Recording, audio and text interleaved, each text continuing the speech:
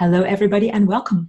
I'm Aurora. This is Lessons for Full Spectrum Humans. Today, October 3rd, and this is, I'm going to say, combined level 1 and level 2 presentation. So the way that the presentations go, they kind of run parallel. Level 1 is about ascension. Let me grab my sculptures. They're over here on the chair as I was doing my little intro. Level 1 is about ascension, but not ascension as it is, I would say, anthropomorphically described. I would say that is the most accurate way of saying it. More ascension in understanding pathways of energy around this shape. And the level 2 presentation came when I was recording level 2 almost like 6 years ago. A student asked me for tips of the trade for longevity, kind of like energetic hygiene, longevity, how to live well, live longer.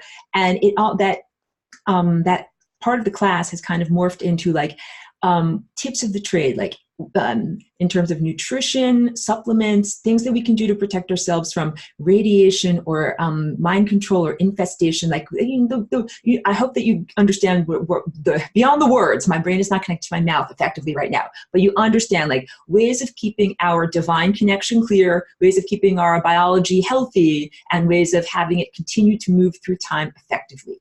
And so a lot of that was based on physical, like practicalities, things like shungite or whatever like that, or what type of water to drink, or how we can do all these different things. And these are all very valid, and we can certainly talk about them. But what I'm going to focus on in this class is something to augment all of that, which is an understanding of how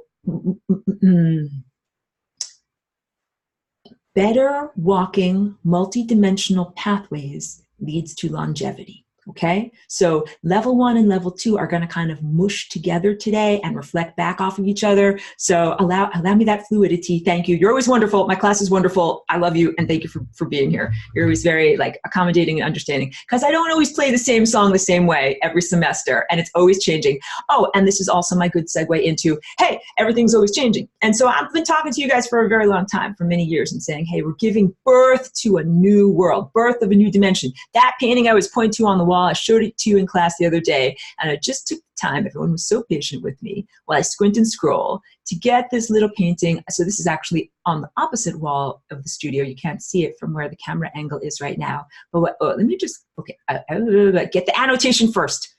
Guys, you know me. If I don't get that annotation right away, then it's like I lose out. And then I feel like I can't do what I need to do. This painting over here is called Birth of a New Dimension. So it's on a different wall over there. And if you look at the area up here, is my pen working? Let's see. Okay, I think it is. Okay, you can see where I'm scribbling if you look over here. That area is like the full expression of what I did. The smaller painting as a study. And this painting, it came to me through pure insight, like in a vision. I saw it all very clearly. And so my challenge was to present what I saw internally, in an accurate way, because the way the information comes to you internally is not necessarily like in a linear sense. So this painting, unlike some of my other paintings that are very abstract and non-representational of the anthropomorphic realm. So like a bowl of fruit is representational, Jackson Pollock is abstract, right? And my stuff is not a bowl of fruit, but it is an accurate representation of a higher dimensional space. So I draw landscapes of things that are invisible. So that's where that type of work is, like what is printed on my dress today. But this is a different type of painting, where although I include some of that abstraction, there are definitely representational objects that you can see. And there's a narrative structure or events that are happening. And the events that are happening is called Birth of a New Dimension. So specifically the area that I drew your attention to at the top of the panel, that's where Earth, with her ordinarily toroidal, donut-shaped energy field around her, is transforming into the flying rainbow lasagna energy field. And I've said that, we have all been here in an ancient time, in the antediluvian or pre-flood time, known mythologically as Atlantis. And during that time, there was a transformation of Earth's magnetic field that was catastrophic in the physical, energetic, and consciousness realm, in the realm of timelines. Like that was devastating. And this painting is about the complement to that, not opposite, but like the corrective experience, the rectifier, That's what this type of transformation of Earth's magnetosphere is all about. Rectification, healing, good stuff, going in the right direction. So that's what this painting is a depiction of. And, you know, I'm as prideful as anyone. Like, I have to admit this. I did the drawing for this way back in like 2014, because I really believe that if you paint something, draw something, sing about it, that we are powerful creators and we make it happen. And I thought, I'm just going to paint this painting. It's going to happen. I wanted it to happen really bad, guys. And I thought, I just paint a painting. So that's my pridefulness. And it just wasn't ready to happen. I'm like, this is taking a very long time. And also, you know, I did the drawing for it, but it wasn't fully painted and everything. And even when I completed the panel and put all the color on there, you know, it still wasn't time for birth of a new dimension. Let me just drink.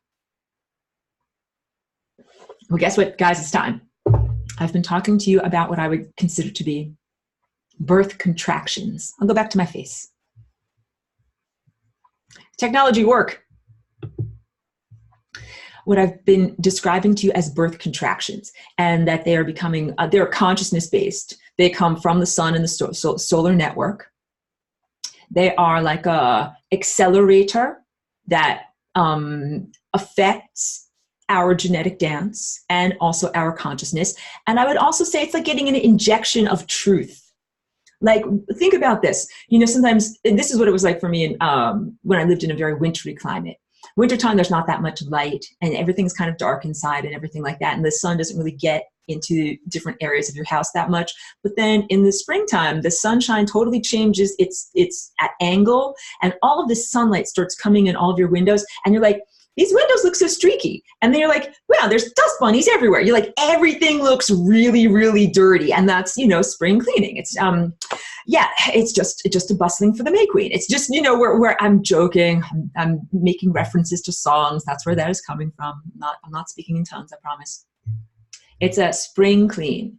That's what we're experiencing right now. That we've gone through this time where there's been very little light of consciousness that has been coming to this planet. Dust bunnies abound, and now there is much more light coming here. So that's what these contractions are. They are a sudden influx of light, and light meaning information. Just like a fiber optic cable. Fiber optics means that information has been transformed into now the form of light. So like you can take a sound and transform it into the sound of light and then send it down a fiber optic cable and send it to its destination. And light can carry information. So in this class, everyone is super on target, and we've spoken about this a lot. Point out my window. I see the light that's coming from the sun. Those aren't just dead, stupid photons. That's not just, you know, like light that, oh, I feel it on my skin, or, oh, now I can see there are photons hitting my eyes and my retina. It's light that is informative. It has intelligence. There are possibilities and probabilities that are very much woven into the time field. So more light means more intelligence. These contractions that are coming to our planet and have been coming here for, you know, a very long time, many, many years. I thought this would be done by 2003. I know I joke about all these things. The light that has been coming here, it is showing the areas that are dusty, showing areas that need to be healed, cleaned up, talk about the muddy footprints. That's what's happening. The only way that the pesky occupiers of the interstices, as we call them in this class, another good way of talking about them, the beings who reside on the membrane of death, consciousness residues, supernatural consciousness residues, and supernatural meaning not visible by the five senses, right? And that stuff is now much more evident the more light that comes to this planet. So for a very long time, not a lot of light. Wintertime, not seeing all the smudges on the glass. All of a sudden, now we are having this time where there's lots of light. And the contractions or the influxes of light, and I also said love. Love is a type of food. So it's a tone that we generate when we move through time at just the right rate. It's also a food that nourishes you and nourishes the sun and the stars. So this whole thing, it's a back and forth. It's not just like, you know, the idea that like a child is constantly taken from its mother and that the mother is so, whatever, bedraggled and always giving away. No, it's supposed to be back and forth. We are taking and receiving from the sun, receiving joyously, and then also giving and sending back to the sun. And and we do that with each other too. Like we are supposed to be in this very large, dynamic or kinetic symphony of energy that is constantly being sent back and forth. And that's all these beautiful, you know, musical rapports that we're developing energetically. So that's what Birth of a New Dimension is. It is a supersession of the limitations that were placed on humanity's DNA. It is definitely a jumping over of any technological obstacles that we presently face, from a 5G tower to any internalized wetware, you know, crapola that you breathed in from chemtrails that became part of the biological being. And think of yourself as a tiny microcosm. Hi, good to see you. I'm happy that you tuned in. I hope you're feeling well. Thank you. Yeah, we are tiny microcosms of the planet herself. You know, if I call the planet her or she, it's like, hey, like I'm a her, I'm a she. So that's how I think of it, like a large woman that has all of these different organs and all of these different cells that are on her body and has her own hopes and dreams and desires and creative artistry. The planet is the most gorgeous artist. Like if you've looked at some of these undulating curves that are in some of these mountains and, you know, cloud structures, and when you look at the world around you, like it's created by a beautiful artist. Oh my goodness. I mean, flowers and butterflies, like these are incredible creations. And I don't know if I'm speaking something obvious to you or if anybody needs reminding, like that the world is this beautiful masterpiece around us. And then we're meant to be collaborating with the earth as tiny microscopic artists on her surface. Like we're supposed to get creative energy from her and then use that creative energy to even embellish the surface of the painting more. So earth is going through this transformation. And if we want to continue to be here in a good relationship, a good partnership with earth, we have to transform. And that's why I say, you know, I've been talking about like, wow, guys, it's really happening. It's really happening. It's really happening. So here's how I feel and how I sense. You know, not only do I sense these waves of light or waves of incoming love and energy stronger and closer together, but it used to feel to me like, well, maybe like last week, if I did something in the morning, by the end of the day, it felt like I had done it, you know, a week ago. And now what I'm trying to say is, if I do something in the morning, by the afternoon, it feels like the morning was a million years ago.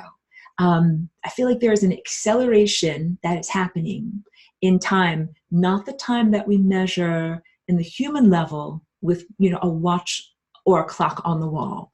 Because it's 10 o'clock in the morning, but then by the time I get to 4 o'clock, 10 o'clock in the morning felt like a lifetime ago. It feels like a million years ago. So I'm saying that now between 10 and 4, there's a whole lot more time and experience and energy and consciousness jammed in there together. There's a whole lot more stuff going on there than was ever going on before. And so if the model continues as it has been going, like first it was a month, then it was a week, then it's, you know, a morning.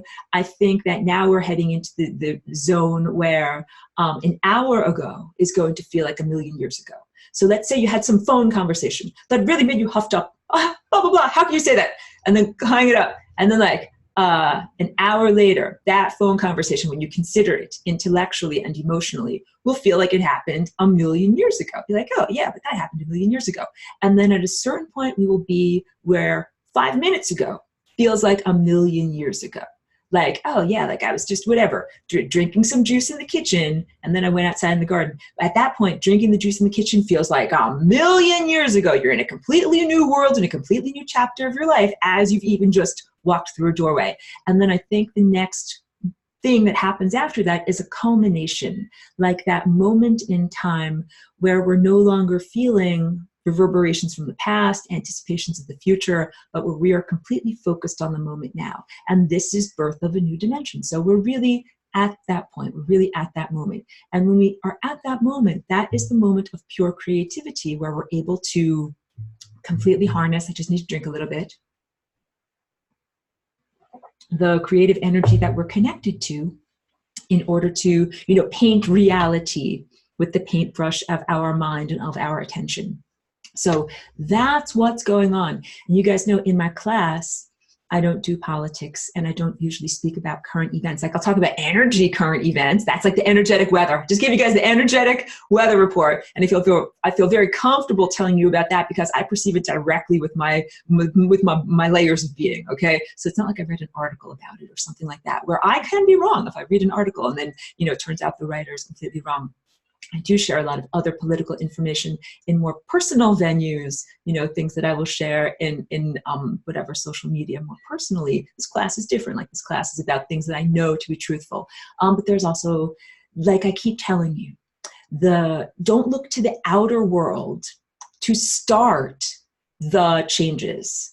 The transformation is an inner transformation, an inner revolution. And then when you feel that, you'll start to see the trickle-down effect. That's what is happening. So in politics and current events, you are also seeing the trickle-down effect of the intensification that's happening on the realm of pure consciousness is now reaching the anthropomorphic and material world, the world of socioeconomic politics and everything like that, because that all connects to consciousness. So this is truly, it's everything that I've been talking about, that the solution is not some form of violence where, you think like, oh, like we need to like chop off people's heads or something like that. Like that is not the solution. The solution is this interior revolution as more and more information and light comes to you and more people become imbued with actual intelligence and actual clear thinking, that this creates like I said, trickle down, like it's called a reverberation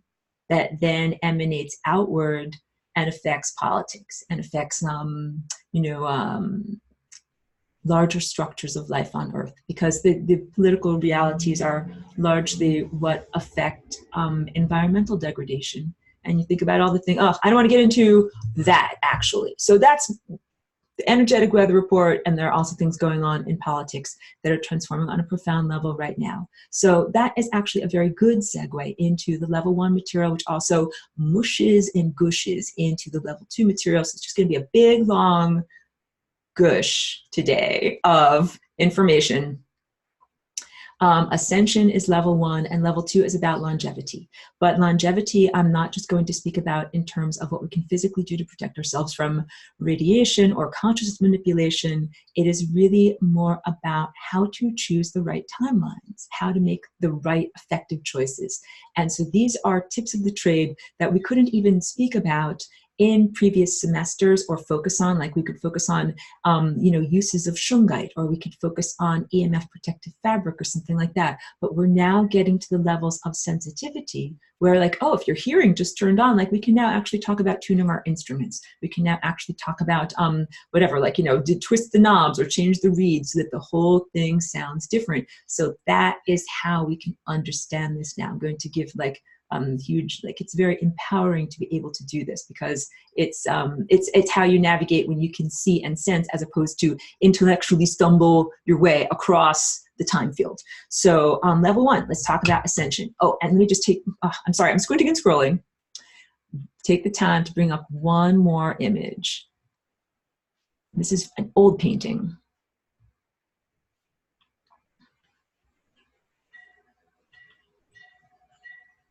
I also want to break in for a moment and say that I received a beautiful, beautiful homework from Hans. I don't have it saved here. I'll share it with you next week. It is beautiful. Thank you very much. And I didn't even email you back. Thank you very much for your homework. Excellent work. And I say that because it has to do with this basic chakra system. Wait, I'm trying to do too many things at once. Let's do sharing to this and get the annotation. Okay. This is a very early painting that I did. And yeah, I didn't even have my own paints that I started to develop, like my own, formula of paints. So this was just when I used regular paints that I could find. But I go back to this because it's very accurately drawn. And so if I go to, can you give me a color? Yes. Guys, sometimes I feel like working with this is so challenging, and just like choosing a color is so challenging, but I did it.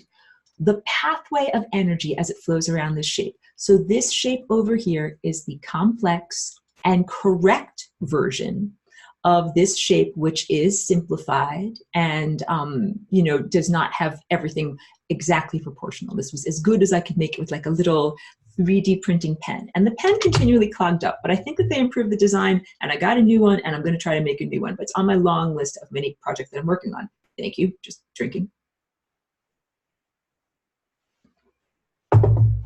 How does energy flow around this shape? It does not simply go from here, which is the 0 dimension or infinity or the source and the destination, and go, you know, like a straight line, like directly out to the red and then directly back. Even though I've been giving you that as the basic pathway because I give you the simplified diagram, so I realize that I don't want to mislead, and I always say that's a simplified diagram. Let's do the actual energetic pathway. I think maybe make my pen skinnier. Energy coming from here first goes into the violet, and it actually swirls all around this entire violet shape. And then it goes into blue, and it swirls all around blue. So wait, we'll just do one cone at a time. One cone at a time. Like one lifetime at a time. Energy comes into violet, and then back to this source. And then it comes out. Oh, I should tell you that this is a doorway. This little dot is a doorway, but it is a magical doorway. When you go in one side, you don't come out the other side into the same room. Think of it like a revolving doorway. So the first time you come out of that doorway, you enter into the realm of violet. Then you go back to that doorway. But when you come out of that doorway, you are not in the realm of violet. You enter into the realm of indigo. And then you go back to that doorway. And then you don't go back to the realm of indigo. You go into the realm of light blue. Then you go back to that doorway. Then you go into the realm of green. Then you go back to that doorway. And then you can imagine the next time you open up the door, you're in the realm of yellow. Then you go back to the doorway. Then the next time you open up, you're in the realm of orange. And then you go back to the doorway. Then the next time you open it up, you're in the realm of red. And then you go back to the doorway. So I've been telling you, like, hey, you know, you come from the source and you come out here into the physicality, and you're supposed to go up this central core timeline back at the beginning. And that is the most direct route, and that's what we're supposed to be doing. Understand that we're doing that on each one of these levels. And that line, I would color it white. Let's get a white. Do I have white? There's no white in this palette. There's no white in this palette. Okay. Imagine that this is white that I'm drawing. That's actually yellow. It's actually very hard for our brains to do. We're not wired to do that. But this very, very heavy line that I'm drawing in the center here is the focused culmination of all of these exaggerated peripheral areas. So let's talk about what ascension is. Wait, go back. I feel like I'm confusing you. Wipe it away. Wipe it away. Let's go to the whiteboard.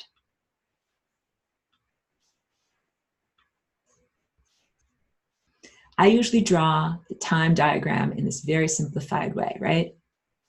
And I say that we come from over here and that we kind of swoop out, and what we're supposed to do is come right on over to here and then go directly up, and all of that is accurate. But this is a simplified diagram. Just like I show the lollipops going straight up, even though we all are smart and we know that they're swirls, what actually is happening, maybe you could think of it as concurrently. At the same time that one layer of your being has this thing, you know, getting aligned and swirling out like this, so too do all of these other smaller layers. And even though my drawing is not perfect, you can kind of see that all of their inner spindles line up. Got it? And of course, it's the same on the other side. I can't believe, like, that was the best drawing I think I ever did with this electronic pen. It's so hard to make things match up. I think the technological gods are smiling upon me, and that today is going to be a glorious day. Fantastic. So you understand what I'm talking about, that all of these layers that are, you know, higher dimensional, less dense realm, layers of being, all have their own journey that are like these curly cues that come from the source, but we are having all these journeys at the same time, layered on top of one another, and that's what this central timeline is. Fantastic. I think that you're with me. I'm like I'm feeling with my feelers out there. Like, I think you're getting it. And I do that just like I do that with my my custom framing customers from many, many years ago. Like, are they sensing what I'm sending out? They're getting it. This pathway that I just drew, you know, this one right over here, I call that the path of least likelihood. And that can also be understood as the ascension timeline. Here, let's get a nice, like, bright color here and make it fat. Here, this is the timeline that is the direct pathway back to the source. And so, first of all, let's talk about the time before death. And death, we can now think of as just a slanted line. Oh, look, that's the death timeline. You have a slanted line that ends on the membrane of death. That's what death is. Because, you know, it's like people personify death and it becomes this cowled figure with the thing is going to cut you down. Like, this is like people are very scared. Let's talk about what is fear. I've been thinking about what I need to speak about in class. I usually do that during my long dog walks. And that's why I was emphasizing that to myself. What is fear? Because I made a mental note like, hey, I got to tell you guys diagrammatically, what is fear? Fear is this green line that I'm drawing right here. That is kind of right before you get to the membrane of death, which is that black line that I drew over there. So fear is supposed to be the beep, beep, beep warning system that they now have on large trucking, you know, if they're backing up. So you're starting to get close to something, so you don't hit into something. Like, it's supposed to be, let's get a different color. If this is you on a death, you know, journey, going on a slanty angle, as you get closer and closer to your death, you're supposed to hear beep, beep, beep. Like, hey, beep, beep, beep, beep, beep, beep, beep, beep, beep, beep, beep, beep, beep, beep. And then, of course, you hit the membrane of death, and then there's no more beeps because that's the end. Fear is supposed to be beep, beep, beep. It is supposed to be a warning signal that tells you, don't go in this direction. This is not the right direction for you. In fact, let's say that you're not even on that red trajectory there. Let's choose a neutral color. Let's say that you are this gray blob of color over here, and that you're presently in this position, but you start to look with your tendril of attention over in this direction. Let's say you're not even traveling in that direction. You just kind of go glance over there. You should start to feel beep, beep, beep. Because it's like, don't even look over here. You're not supposed to go over here. Stay focused over here. That's where you're supposed to go. So, you know, when I talk about programs and software, always I'm very clear, in case anyone watches my video out of context, to make it certain. I need to drink a lot of water here. I am not a transhumanist. Thank you. Yeah, I am not a transhumanist. I'm not at all on the agenda of thinking that we need to technologically augment. Hi, good to see you on video. Don't need to augment our physical bodies at all. And our bodies are miraculous and fantastic and divine. And we just need to tune our guitars and, you know, kind of tune up the band a little bit here. But yeah, the idea is that, you know, reality can be thought of as a program, and that fear is an aspect of this software program that I think is a valid thing to do. Like, if I were the software programmer, if I were making this video game, and I'm gonna make little people have to go up this little journey and make sure that they're aligned in just the right way, like, that's what we're doing, okay? Not that I wanna diminish the very real suffering of death in this video game. Because if I say, oh, it's a video game, people tend to depersonalize, and I think it's a very dangerous thing, so I am not doing that. And there are profoundly evil entities that do that professionally. Say psychopaths, so that they can be like chopping people's heads off and be like, don't worry, you're alive in another dimension. Like, you cannot be a smiling psychopath like that. You cannot, or I would put it in a different way. That's not what I'm trying to say. What I'm trying to say, rather, is that you cannot take my work and use it as a justification for smiling psychopathology while you chop off people's heads. Like, don't worry, you're alive in another dimension. Whack, whack, whack. No. Because the suffering and death is very real. And what we're talking about when I talk about these energetic pathways and consciousness is never supposed to go in some places. Like, that's what I was talking about. Don't even look over there. You know, mind your business. Stay on target. I don't know if I told you about that I was teaching my little girl, my little dog, a new command, because she always wants to at bigger dogs across the street. And so, you know, we do things, we do good behavior modification with, you know, positive rewards and things like that. So one of the new commands is to mind your business. Just keep walking. Don't even look at that big German Shepherd over there. Just keep walking. And she's doing very well with this, okay?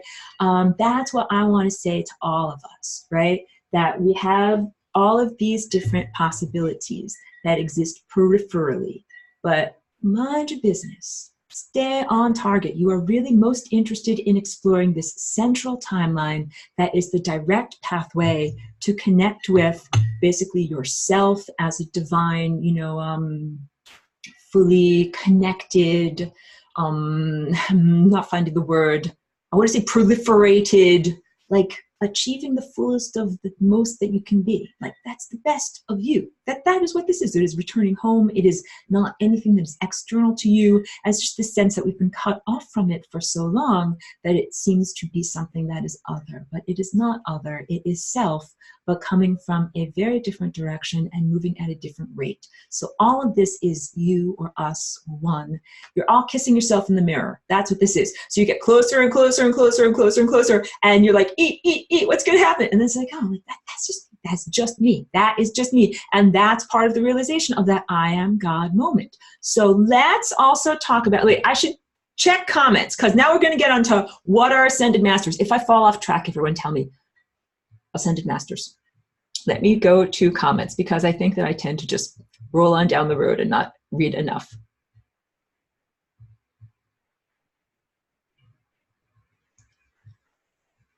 Oh, Ines, you're so beautiful. Thank you for that lovely comment.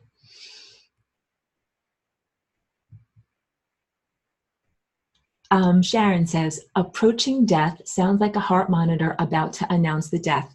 I think that sounds like a very apt analogy. That's exactly what fear is supposed to be. So yeah, we could presume benevolence of the great programmer that set all of this up. Like, who made this shape? Who decided that time was going to be like this? Who decided that these things were going to flow this way? Who makes it flow this way? Why do they make it flow this way? These are all wonderful questions. Like, these are all wonderful questions worthy of exploring that I'm sure that we will explore as we continue to move through time. Like, we're on the journey. We're learning all about this. This is good. But the programmer was not like, how can I F with people the most? Was not like, how can I make your life the hardest? Was really saying, I'm putting this here, when I was, you know, drawing that diagram, that green warning line. Don't go across that green warning line.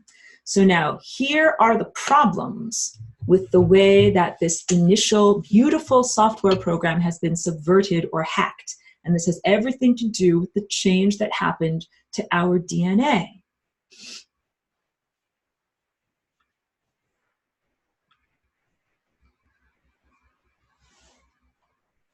The green line is only supposed to be experienced if you don't mind your business, if you go in the wrong direction, right?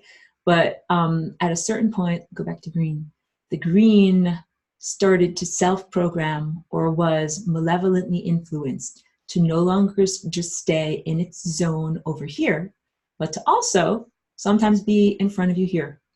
And now that blue pathway is the optimum pathway. You should always be on the blue pathway. It does not lead to death at all. You should not experience fear on that pathway. But if you put a green line in front of there, then all of a sudden you're like, beep, beep, beep, beep. I shouldn't be on this pathway. Let me go somewhere else. So this is the problem, that or I should say, the green line self-programmed or was distorted and developed the capacity to be anywhere over here, including here. And that's not correct. That is a misprogram. The entire video game is acting poorly. And so I've said many times, you know, this is supposed to be a world that is a schoolhouse for learning. And there are many philosophies that say that in a very blame the victim type of way. Not that any of us are victims, but like, you shouldn't have worn that skirt, you deserve that. Kind of like, oh yeah, you're here, and if bad things happen to you, blah, blah, blah, and you all deserved it. But no, there are foundation problems with the misprogramming or misappropriation of software programs in this world, like fear. Fear should only be something that you're feeling when you're nosed up with death. You should not be feeling it at any other time. So there are faulty signals that are all throughout the time field where you might be feeling fear on a perfectly beautiful, safe day.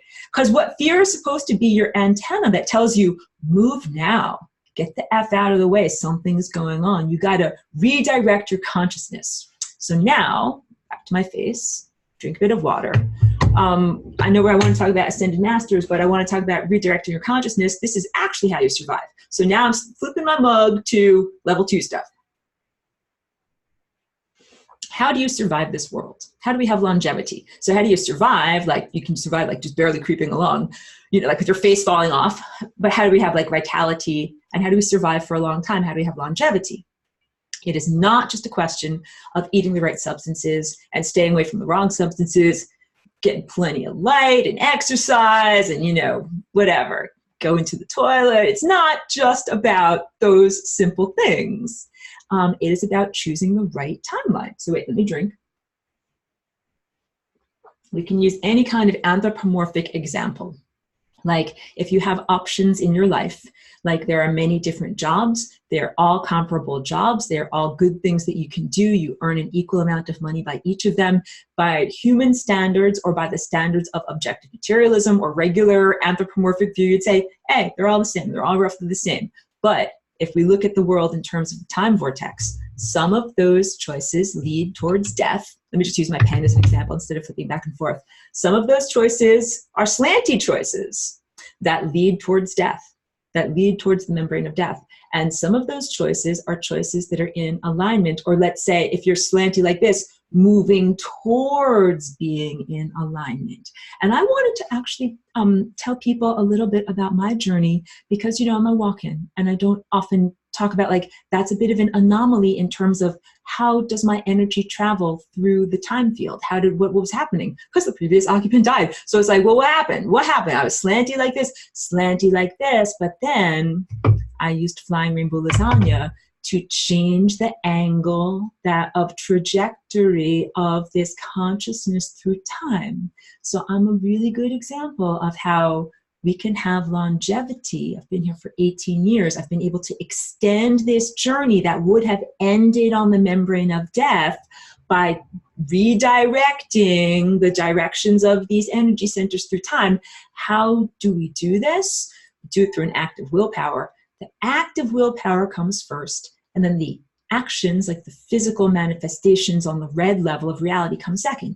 And this is exactly like building muscle power. So to everybody, class, tell me, in what order do you get muscles? Do you get the muscle first and then lift the weight second? Or do you first have to lift the weight, then you get the muscle? You all know the answer. The answer is this impossible, because first you have to lift the weight, then you get the muscle to actually lift the weight. So what do you use to lift the weight? You use energy, you use willpower, you use a force, like a force field. That is energy. So the impetus, the thing that makes you move, is a non-physical thing, a substance, a vibration, like a music. That makes you move, and then your body builds in response to your movement. So the first thing is the energetic impulse, and then the second thing is the trickle down into reality and the expression on the physical level, okay? So what we're talking about is using energy and consciousness to redefine what is your pathway through time. That's how you stay alive. So according to humanity, there are 4 different job options or 4 different sandwiches. Any options that you're making choices in your life, because it is choices that guide us on different timelines. It is also attention that guide us on different timelines. I'm going to tell you to mind your business. Keep your attention focused on the best timeline. Don't even think about that crapola over there.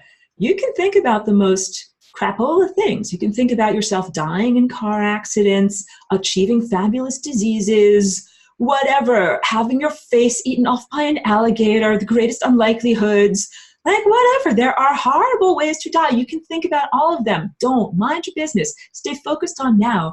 And I really make this part of my practice. I am not here like preaching to you in any way. I literally do this. I'm like, wow, I'm so happy to be alive. Like I wake up in the morning, I'm like, wow, the sunlight is so beautiful. Wow, I'm so happy to be alive. Like this is staying focused on that. And I've really had to focus a lot because I have had many medical crises and I've had a lot of neurological problems where I could have gone into the periphery, but I stay in the focused realm of being alive and being connected to the divine. So this is now, so that's level 2 stuff. We'll bounce back to that. But now we're getting into what is an ascended master.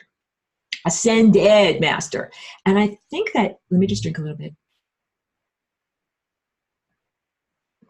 The idea of the ascended master has been really distorted and really taken to ridiculous extremes, in the sense of people saying that they're channeling or embodying or any one of these things, or writing messages or having oracle cards or something like that coming from ascended masters. And I understand the need to find some kind of guidance and some kind of hand-holding or inspiration in this realm. I definitely understand. Like I'm not making fun of anyone, but I think that it's like been taken to an unhealthy level.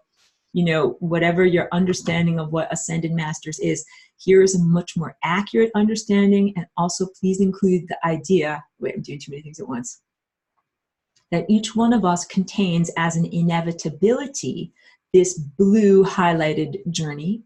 That's you as an ascended master. So like, let's say over here in the periphery where I'm scribbling over here. Over there, you're an axe murderer. That's like the version of you, like whatever. And hey, don't say it couldn't happen to you, because it could be some Mad Max reality, you know, where society has crumbled and you have to fight for your everything. And, you know, I joke about all of these things, like, you know, Cheeky's out there and she's wearing like a little studded leather dog collar. She's got to be really tough and run around like a wild hyena with the other dogs. And like none of us are living that time. Like my dog is asleep in a little dog bed. She had a chew toy this morning. We are not on that timeline. So even though you think like, oh yeah, I'm not, you know, whatever, a crazy maniacal murderer or psychopath, like there's a version of you that's over here in the far periphery that is that. And you don't have to be experiencing that. You can and should be experiencing, you know, this central core timeline here.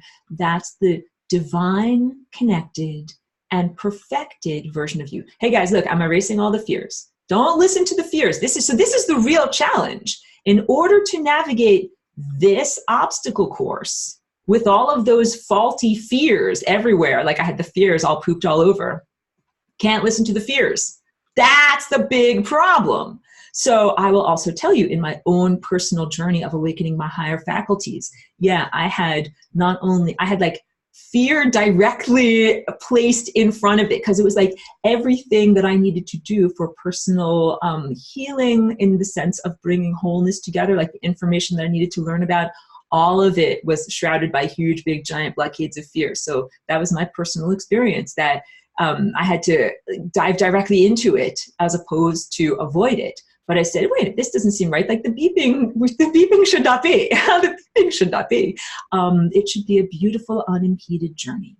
And so this is really why I'm here as Flying Rainbow Lasagna, like a software engineer that is helping to fix up the problems here in the video game, so that we don't all have to die all the time and can have a much more fun experience. Got it.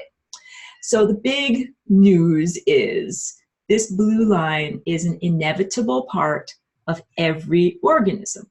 You're like, Aurora, even the worst psychopaths, even the evilest murderers, even the whatever, poopiest poopers, yeah, even all of them. But this is not an excuse or a justification of any of their actions, because again, have the option of minding your business. You don't have to experience that reality.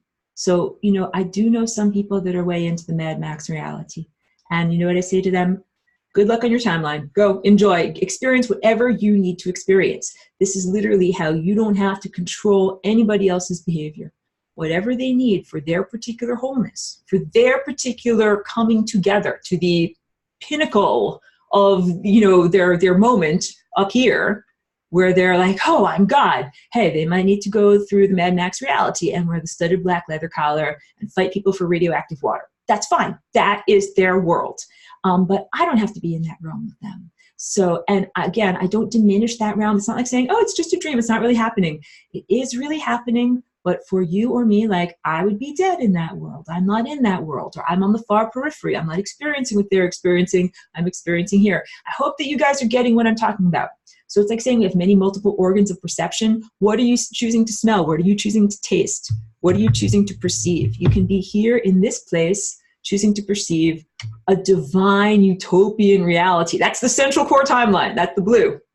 And that reality is inevitable for each one of us. So after you're done exploring all of the disease and sorrow and suffering and nuclear warfare and radioactive whatever, like, you know, whatever, you've got zombies chasing you, any of these things, and they're all dreams, and they're all bad dreams. And that's why I'm not really into horror writing or horror movies. I think that's just injecting more bad dreams into humanity's mind. I'm like, no, we need fewer bad dreams. We need fewer boogeyman. And like, that's not the good kind of boogie. It's the bad kind of boogie. Let me drink. I am drinking my wonderful juice here. I don't know if people understand when I say, let me drink something. Thank you very much for understanding. I get very thirsty while I'm here running the marathon for you. And I also have water over here. I don't know why I suddenly felt I had to defend myself. I thought that someone might think that I meant something else.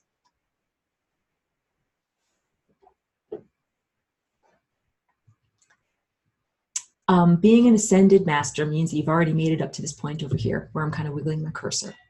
So you're not on the journey, you have completed the journey. But when you complete the journey, that is not the end of the journey, that's just the beginning of the next journey, because there's going to be, change colors, another layer of reality that begins over here. That has a different, you know, a smaller fractal. And then of course there's another one that you go through over here, and it's an almost endless fractal. So just because you make it to this culmination moment does not mean the journey is over. It's an infinite journey. And you can have an infinite journey between two boundaries. What I just drew were, like, imagine two mirrors or places that you can do ping pong between, and or, you know, some kind of like little bouncing back and forth, that old Atari game, Pong, and or light beams. You can have endless bouncing back and forth. Let me draw that better. I think I can illustrate it better like this. Let's say we have a thing, we started over here, bounce it over to here, then bounce it over to here, then bounce it over to here, then bounce it over to here. We don't lose energy. We can bounce back and forth an endless number of times and make that a very, very dark black line. That's what this type of infinity is. It is an endless looping, an endless bouncing, and it's a perpetual motion machine that never loses energy. It's, you know, doesn't have friction. It doesn't have loss. So what we're doing in our own personal recalibration is figuring out what's the optimum pathway for the entire time metabolism not to lose momentum and to be able to continue. That's what longevity is. So longevity is not just like, oh, you gotta like eat some vitamin C and drink some kale juice. I mean, those are good things to do, it just generally, but let's talk about this. Now let's get into actual specifics.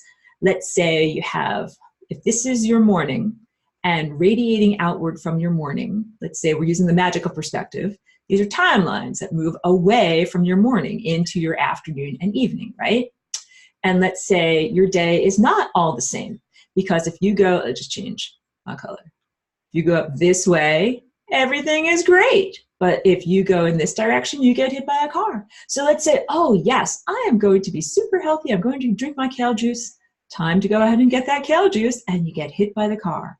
So it's not just about making the right choices of substances that you choose to expose yourself to, even though those are hugely important choices.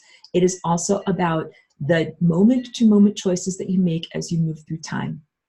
And that means you can't compromise for human society, even if human society says, hey, will you please go in this direction? I'll give you $10. You're like, no, going in that direction leads to my untimely death. I don't want that. I do want $10 though. So like, okay, then great. I have to go down this road over here. I didn't have $10, but at least I ain't dead. That's the problem with humanity, that humanity has gotten used to intentionally going down the wrong timeline, making the chakras go askew for profit, which is what we do. Now let's talk about aging and what I have experienced here in my 18 years of being in the human body. Aging, mostly what humans are experiencing as aging is not just because you're moving through time. Mostly biological aging is being experienced due to high stress levels, poor nutrition levels, and being asked to work more than you have energy for. So let's say even if you work at a job where you have to work for 8 hours, but you only have 4 hours of energy, hard biscuits. I try to make my thing family friendly. You only have to work for the whole 8 hours. What are you going to do? You go into energy deficit because you need to have that money. This is the basics of what it is to be a domesticated human in this world right now. Let me just drink a little bit more water. And I also need to get more water out of my little dispenser. Sorry about that. I don't have my little pitcher right now.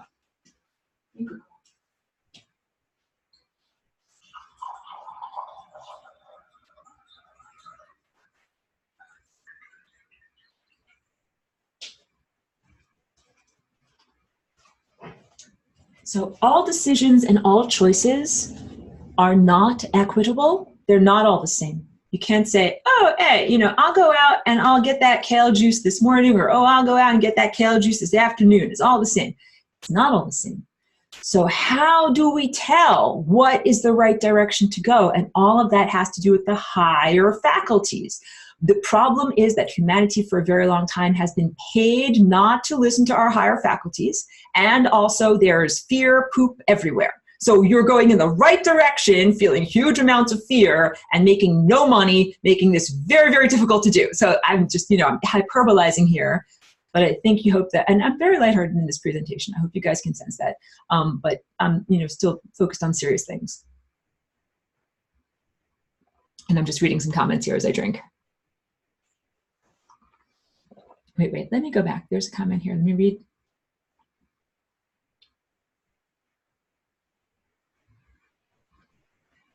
Oh, wait, okay. Miniman says, I don't really understand what another timeline is. If you choose a better timeline, I still live in this world and the BS going on. No. If you choose a better timeline, you experience a different reality than you would have if you had not changed your timeline. So let's say, here's one train track with one set of events. Here's another train track with another set of events. And you make a choice like, I'm deplatforming over here, getting off, getting onto this one over here and having this set of opportunities instead. It is about where the needle of awareness is placed on the record of your life. You are not playing that song. You are playing this song.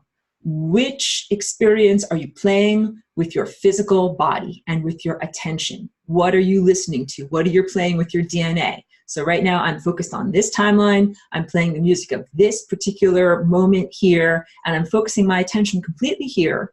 And I'm not focusing my attention on all the peripheries where I could die, mind your business. And I'm also not busy thinking about the past. That birthday card I should have sent to Granny. No, I joke about that. I'm telling you guys, I'm clean.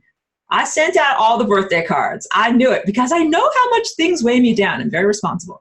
Or anticipating the future, which I think might have been more my shortcoming in this experience, always wondering about the future or considering different possibilities of the future, and instead of being focused on what is coming, to be very focused in the present moment now. And I was saying, earlier in the beginning, that I feel an acceleration, that I think the culmination of that is being completely invested in the moment now.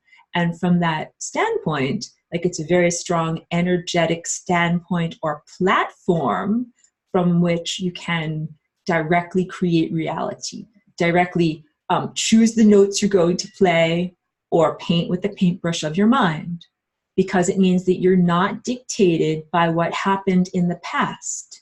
That's the big whatever that I'm trying to get to here. You're not dictated to by what happened in the past. So, the science training in our mind and logic training is very strong.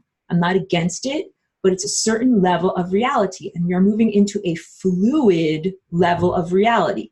That is what flying rainbow lasagna is. It is the coming together of formerly divergent realms like energy and matter, or spirit and matter, or mind and matter. Mind and matter come together. Consciousness and matter come together, and matter now behaves differently and responds directly to consciousness. So what that means is that we are in the present moment now, completely embedded in time, like the needle of awareness is focused on the moment right now. And from that moment right now, you're not limited by what brought you here.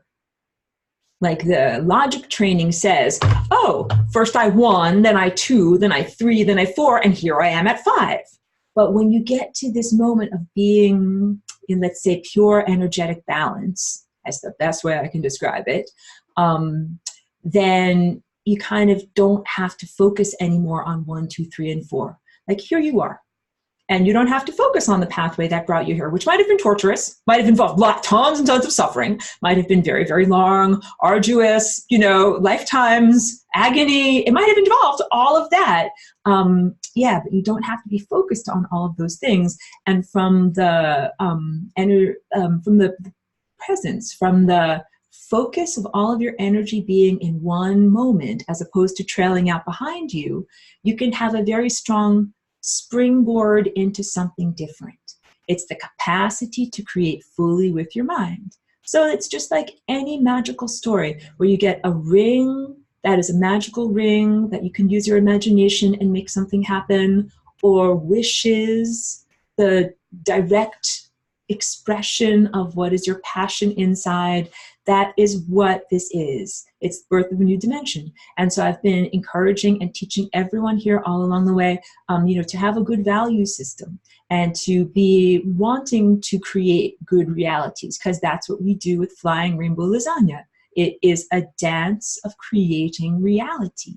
And I tell you, you get to create your own unique reality. I don't dictate it to you. You get to start off with rough sketches. You get to go from the general to the specific. These are basic, like if I'm teaching you in a drawing class in art school, these are what the teacher would say. Move from the general to the specific, class. And what does that mean? That means that if you want to paint a person's face, you actually do not begin with painting the eyelashes. That's the last thing you paint. That's the details. What you start with, if you guys squint, just squint at my face and you're like, oh, like it's kind of bright, it's kind of light over here, and oh, here there's dark stuff, and then oh, here there's something neutral in the background. Like just block it in. You just put in general things. And then you come back the next day and you do another layer where you start to say, well, hey, there's dark places down here and light places here. And oh, this is a little bit different. And you add in different, this is reality creation. So again, like I'm trying to relieve the pressure. I don't want you to think like, oh, like Aurora says we have to paint a masterpiece, like in 1 second. Like that's not it at all. We enter into the studio at that moment. I think at that moment is when we really enter into the studio. So this blue highlighted line, don't even want to have to go back to it, just want to tell you about it.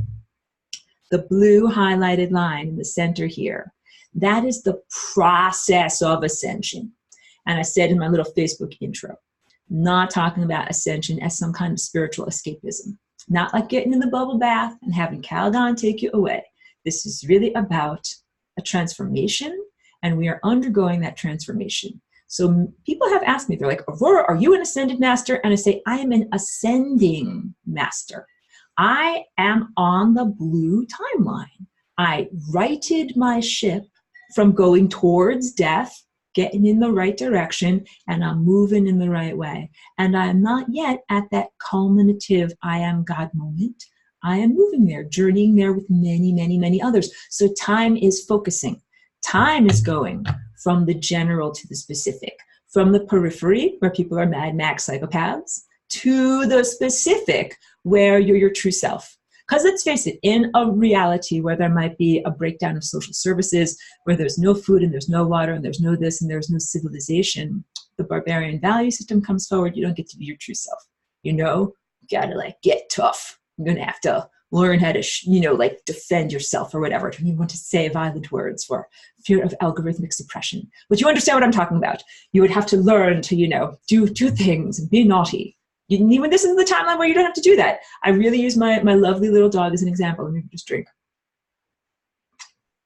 She is a rescue. If she had to live on the streets or in some, dog-eat-dog situation, she would not have been able to have her true personality characteristics come forward, which come forward here in a comfortable setting where she doesn't have to fight with other dogs for food. So yeah, she's incredibly loving and incredibly sweet, and, has a different set of agendas and behaviors than, in a pure survival situation. So psychopathology and a lot of the things that happen on the periphery are happening in extreme situations.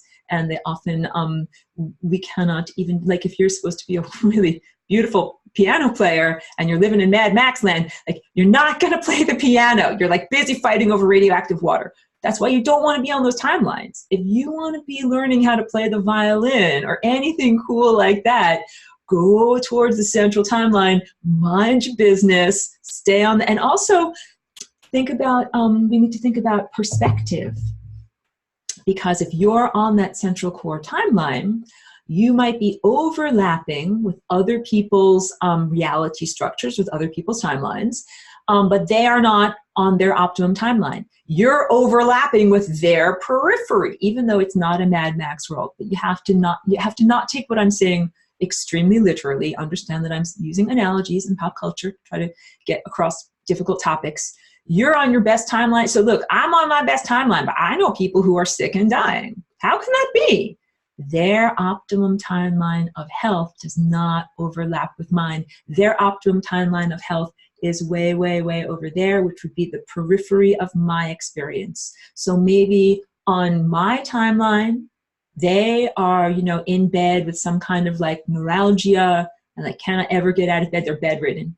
But on a far distant timeline, they are in their optimum timeline, doing beautifully and super healthy. And maybe on that timeline, I am dead or bedridden. So there is very little communication between the two organisms because they are so distant in time if you're going to be on your optimum timeline. Like if you don't want to hop off your infinity timeline in order to explore meeting people whom you otherwise would not have met, then don't do it. But that's it's all about like, what do you need? Sometimes you need to have that experience. Not allow is not the word, but like if anybody needs the experience, they get to have the experience. But I'm encouraging everyone, like you can like totally short circuit all of the suffering and go directly to lasagna and go directly to the central core timeline, which is, so what is this? What is ascending? It is not escapism. Drinking water. When I do this, it's because I'm reminding myself. My body is literally talking to me.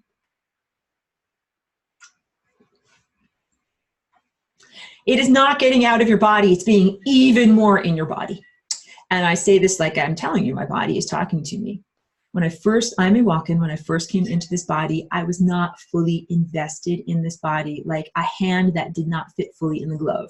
So part of that was because of neurological damage. It was like there were areas of my body I could not move in the muscular skeletal sense, and areas of my mind that I could not access and had to kind of like build compensation for in a different area of my brain or my mind, however you want to say that.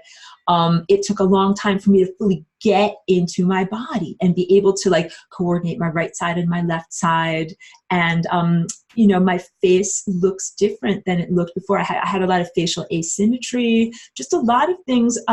It took a long time for things to quote unquote come online for me. And I had a lot of like physical limitations and lack of mobility, and also like inability to express myself verbally and do some other things. I wasn't fully here in the body. And my journey has been all about materializing, getting here, getting into here. And I've had wonderful people that have helped me along the way. I don't want to say that you're not allowed to reach out for healers. You're absolutely. I've had a couple of wonderful people who really helped to like get me more into my body is the only way that I can say it, because I was not neurologically connecting effectively to literally the muscles of that move your skeletons and move your bones around and all of that. So the more that I'm in my body, the more that I'm able to use all of these muscles and, move in every way, the more that I'm amazed by it.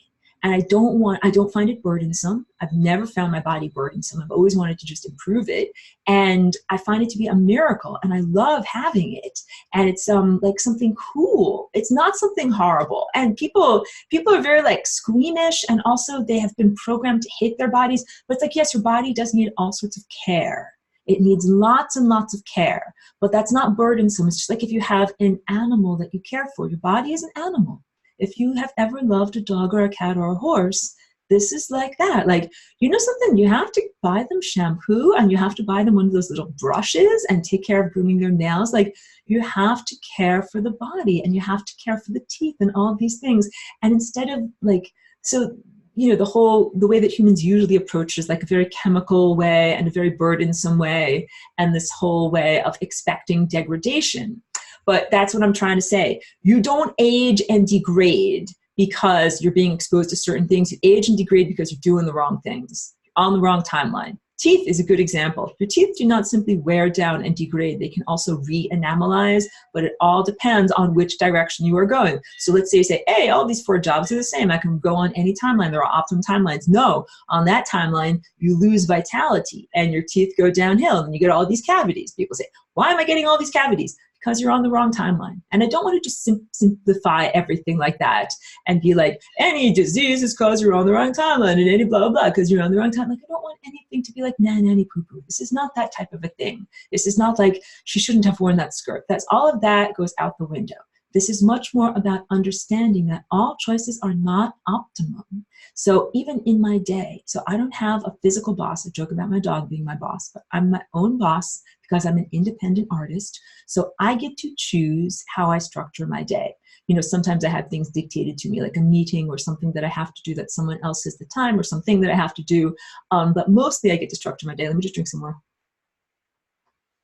The biggest challenge is if I ever have to have something where it's like some appointment that I didn't necessarily initiate, but I have to be there at that time. And then it just feels very artificial. Like my day would have gone, my timeline would have gone in one direction. My day would have flowed in one direction, but I have to, like you have to do some administrative thing. Like, you know what I'm talking about? Like any kind of thing at the DMV, any kind of thing that is just like way off your pathway, way off what you usually do. So yeah, those types of days are very challenging. So mostly during my day, and I know that this is different, and I've had different times in my life when my schedule was completely dictated by an external boss. So I definitely made intentional choices in engineering my life so that I now could be in control of my timelines, because I find this to be the most important thing in terms of longevity and not aging. So if you work at a job where someone else dictates your hours and you have 4 hours worth of energy, but you must work for 8 hours, then it means you go into energy deficit. That is aging. And I worked at very many colorful jobs, and one of them was being a legal cannabis trimmer in the northern, like the wild areas of Northern California. And the work days were regularly, 12 to 18 hours because you get paid by the pound. So you can work as much as you possibly can in order to make use of the opportunity there. It's agricultural work and everything rots and spoils. So you have to do it very, very fast. So yeah, it's just like imagine someone, whatever, doing some kind of agricultural field work. It's just like that.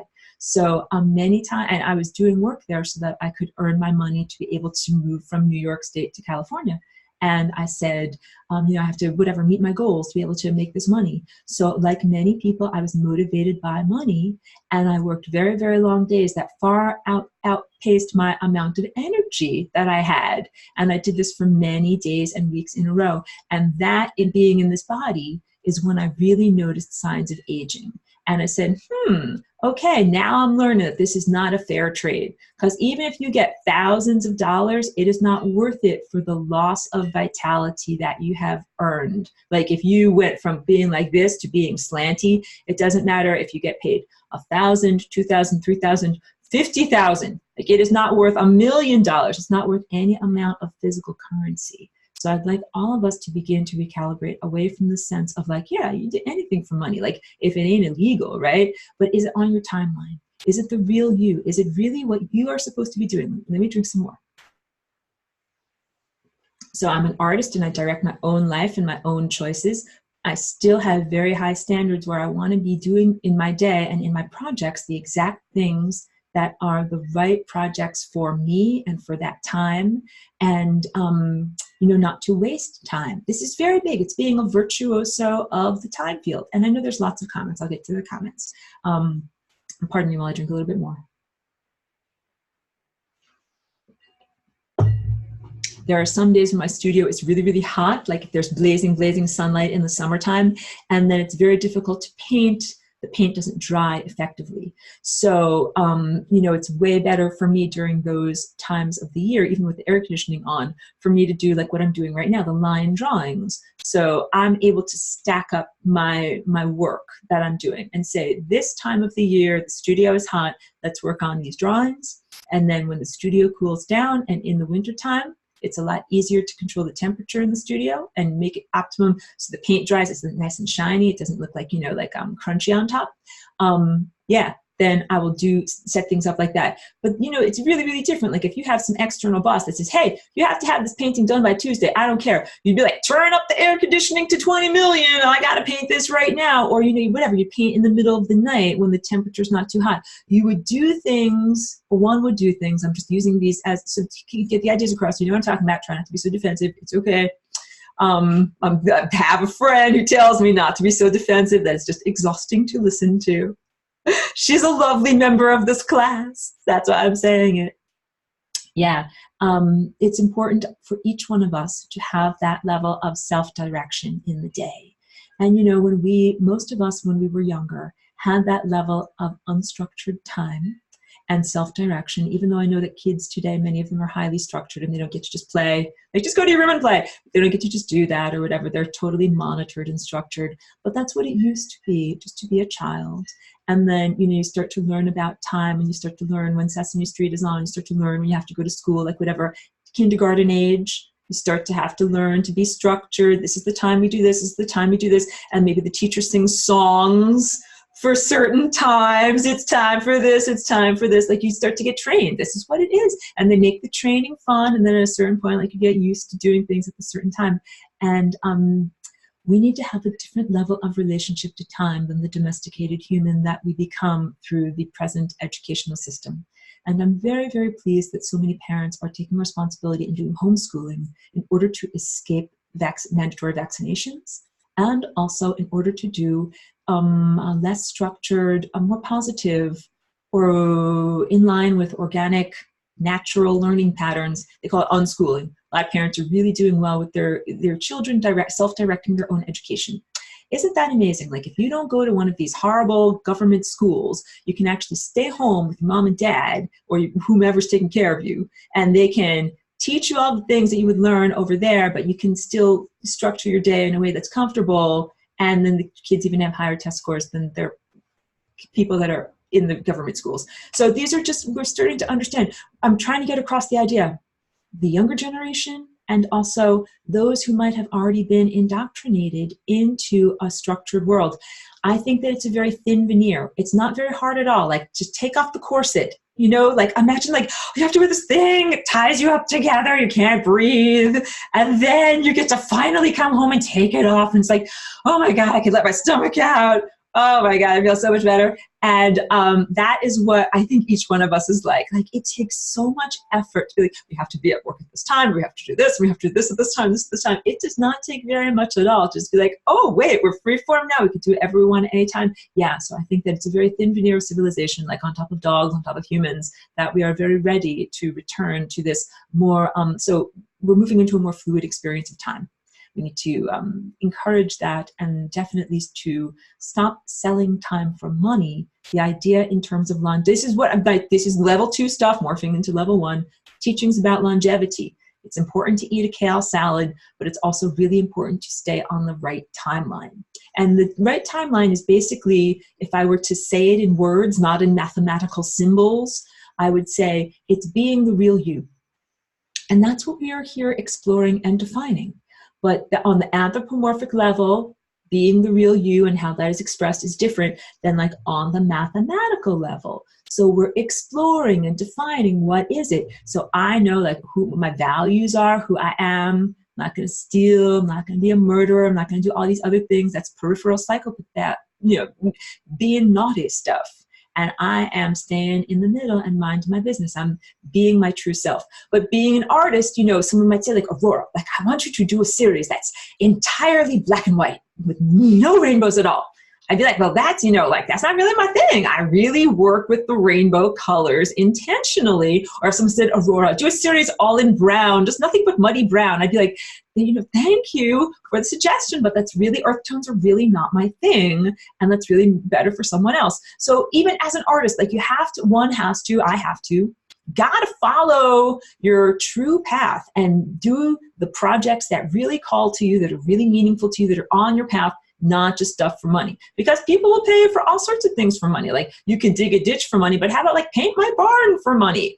Paint something purple for money, like do this for money. Like, so yeah, that's the fine line that you walk. So, and I take commissions, but those commissions are within the parameters of the work that I would ordinarily be doing. So I would never, someone wouldn't be like, Aurora, I want to commission you a pet portrait. Like, it's like, your dog is lovely, but I don't do pet portraits. That's that guy over there. So you go, but if you want something that's rainbow lasagna, yeah, you can commission a rainbow lasagna painting. That is totally within parameters. So this is the fine line that we walk. Whatever is your thing that you do, and you might be still figuring out what is the thing that you do, you have to focus on doing that and not be guided to the periphery by, money, by the motivations of just money.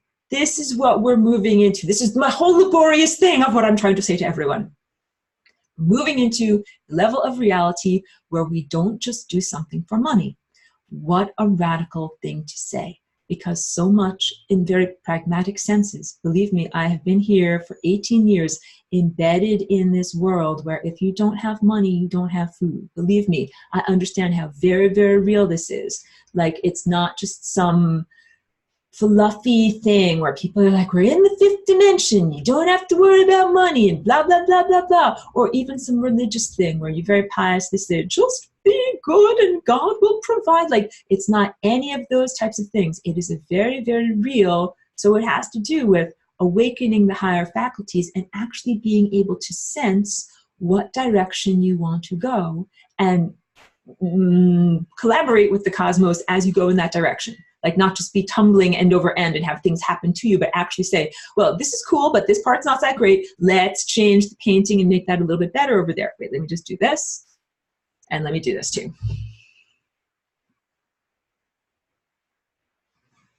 And I should definitely get to questions. Eleanor says, what about entities that need to go to no energy, that need to go to like no, to have entropy? So what is happening right now on the interstices is that the beings that have been there for a very long time having the economy of hell, they don't have the economy of hell anymore. They're not getting their usual influx. It's a pyramid scheme. Pyramid schemes don't get their influx. They cannot maintain the pinnacle. Pinnacle is very heavy. The capstone or whatever, the guys at the top are very heavy. They eat a lot. Yeah, you got to keep on schlumping in more people. There have not been more people schlumped in, so their pyramid scheme is collapsing. And let me just drink a little bit more. So a lot of these people that came in at the bottom of the pyramid, they know that they are never going to get to the top of the pyramid, and the pyramid is collapsing. So a lot of them are going into entropy. Like, they have kind of understanding, like, what are you going to do? You can like stand around with no money and starve for forever, or you can go to entropy. Like, that's it. They don't have very many choices, so they're starting to make excellent choices. And this is also energetic weather report of, what is happening. There are massive changes that are happening in the structure of the reality of metabolism and time. And that is why we are experiencing this acceleration of the externalization of our internal realm, or a strengthening of your connection between your non-physical internal state and your external manifesting state. Rainbow Body. This is a long one. Let me move it closer so I can see. It says, thanks to a courageous trailblazing friend who found you, and directly to you, Aurora, I am living in awareness now. This is Rainbow Body saying, sun gazing properly to tank up, great, and doing these practices. And before this class, I was living in anxiety and fear and very close to the membrane, susceptible to the lower astral synthetic telepathy much of the time. Rarely now do I hear the beeping, and when I do, I rectify, choose to order something good from the menu. That is awesome. Thank you for sharing. There's more comment. Let me just break for a moment and say, thank you for sharing that. That is amazing. And I'm very, very happy that what you've learned about in this class, like what these shapes are and everything, is helping you to better navigate the world of your experience, like to better navigate consciousness, because this is all stuff that is invisible to our physical eyes. but being able to understand these layers of reality more and the way that I draw them, I think has helped. That is really gratifying to hear. So I'm very happy. And I'm also happy for you because it's like another good player in the band. So she says, thank you for breaking this trail, sending you love on a moment-to-moment basis, sending you love back. Thank you. So much gratitude back to you. Thank you very much. That's a beautiful, beautiful comment. And that's also like the rapport. We're developing the band. That is very good. She says, feeling peace and loving inner vision. I know speak for others as well. That is very good. And, you know, as we are having this birth of a new dimension experience, I'll tell you this, we're actually late. We're supposed to already have done all of our laundry and all of our dishes and all of our homework and be in the fun, cool stuff already. Not to make anybody feel bad, because I don't want you to be feeling like, oh, my shoulders go down, what's going on? But yeah, we are late. This has been drawn out interminably. We were already supposed to do all of this rectification about like sex abuse, political corruption. I'm like, oh my God, is it time yet? Like, oh, this is going so slow. It's like the longest movie ever. Like, yeah, there have been some real laggards going slow. And oh my goodness. So why do I say this? Because we're literally in this moment of the time field now that is all about pure creation.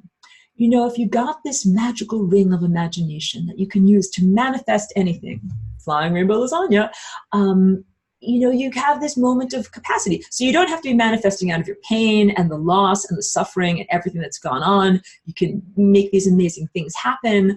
But we as a society have not yet gone through the very real conversation of, you know, acknowledging, like, healing is becoming whole. And part of this is an acknowledgement of reality. So it might be acknowledging abuse that you yourself experienced or family members experienced, or to know how that is connected throughout levels of society and is affecting human behavior so much. This is a conversation that was had minimally by some portions of human society in 2017, 2016, and has been still kind of reverberating. So there are some people that are very aware of this and understand, like, victims need to heal. This is what I'm trying to say. And it's not like if you get to that moment of pure potential and you haven't healed, you're not going to get bitch slapped by the cosmos. Please put any of those concerns aside. What I would say is you will be showered with love so that you can have, you know, the rectification experience that you need to have, like a rehabilitative experience. Like, imagine, you know, these any of these stories of animals, horses or whatever, and they come from a place where they're starved and they're brought to some place finally where they get like their hooves trimmed down, they finally get good food and they finally get dewormed, and then they start to like grow, and then just like also like any rescued animal, then they start to play and they start to have wonderful emotional expressions because they're not all emotionally closed down and in fear. Like, there's a lot of traumatized people in our society right now that need that level of rehabilitation, and people that have lived in profound poverty and always in survival mode and that never had an opportunity to learn to play the piano. Like, they are illiterate. Like, they never got to learn to read. They never got to express themselves in any way. And there are people who have been whatever used for sex. Like, I'm bringing up the darkest levels of human society and the things that the dark nightmares that we would never intentionally manifest, but that we must recognize as having been manifested in the past so that we can move into a future where that's not happening anymore. And we have to have this corrective experience. So that's the whole thing. Like, you gotta have the big family meeting. You gotta hash this out. You gotta talk about this as humans. You gotta say this actually happened. You gotta recognize. And so this might be microcosmically within a family. People talk about sex abuse that happened in the family. This might also be on the political level in a country, recognition of political corruption. This might also be on a planetary level involving all of the organisms on this planet, recognition that there is human energy or earthly energy that is being siphoned off of this planet and used by off-world entities. And that's what I'm talking about when I talk about the occupiers of the interstices, the pooties, and their naughtiness. Yeah, you know, lesson 18 stuff. We joke about that. Let me drink more water. I have to get it from my dispenser. Sorry, I'm going to have my thing ready next week. I had to clean it out.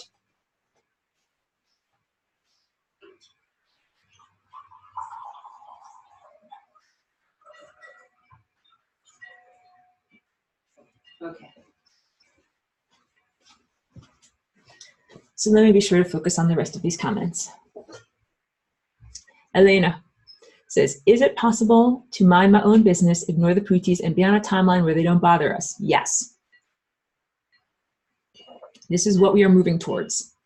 So it's been incredibly difficult because it's like, imagine you're like driving down a road, but there's like crazy things being thrown at your windshield, whatever, like, you know, like a chicken, like a dozen eggs, like this, that, you keep driving forward anyway. Like that's what it's like to be on that blue timeline. And at a certain point, they've thrown everything at you. They've thrown the entire barn at you, everything. There's like pigs, cows, chickens, get the windshield wipers going, keep going.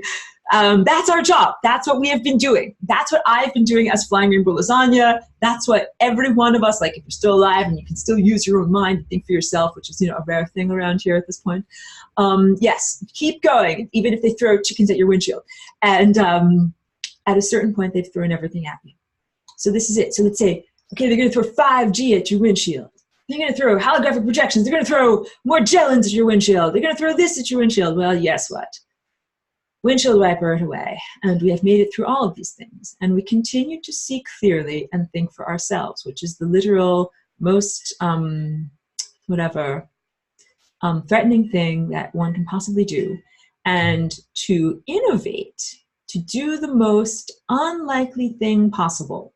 Remember, I called this the path of least likelihood. It is the least likely thing you can do. The most likely thing you can do is to die. What makes you do this least likely thing? The answer is divine connection. And it's just like this. Let's say this. Gestating an actual viable fetus is an incredibly unlikely thing to do if you just look at it in terms of mathematical statistics. All of the odds are against live birth. And live birth happens so much for our species, for all these other species. Look at all the life that abounds around us. That's because it's a statistical improbability, but a divine, inevitable likelihood. That's because when you are connected to the divine, and when I say the divine, not a biblical God, not a Jehovah, we're talking about like this point of energy. When you're connected to that, you're alive. Oh, let's also, in the diagram, what's alive and what's dead in the whiteboard.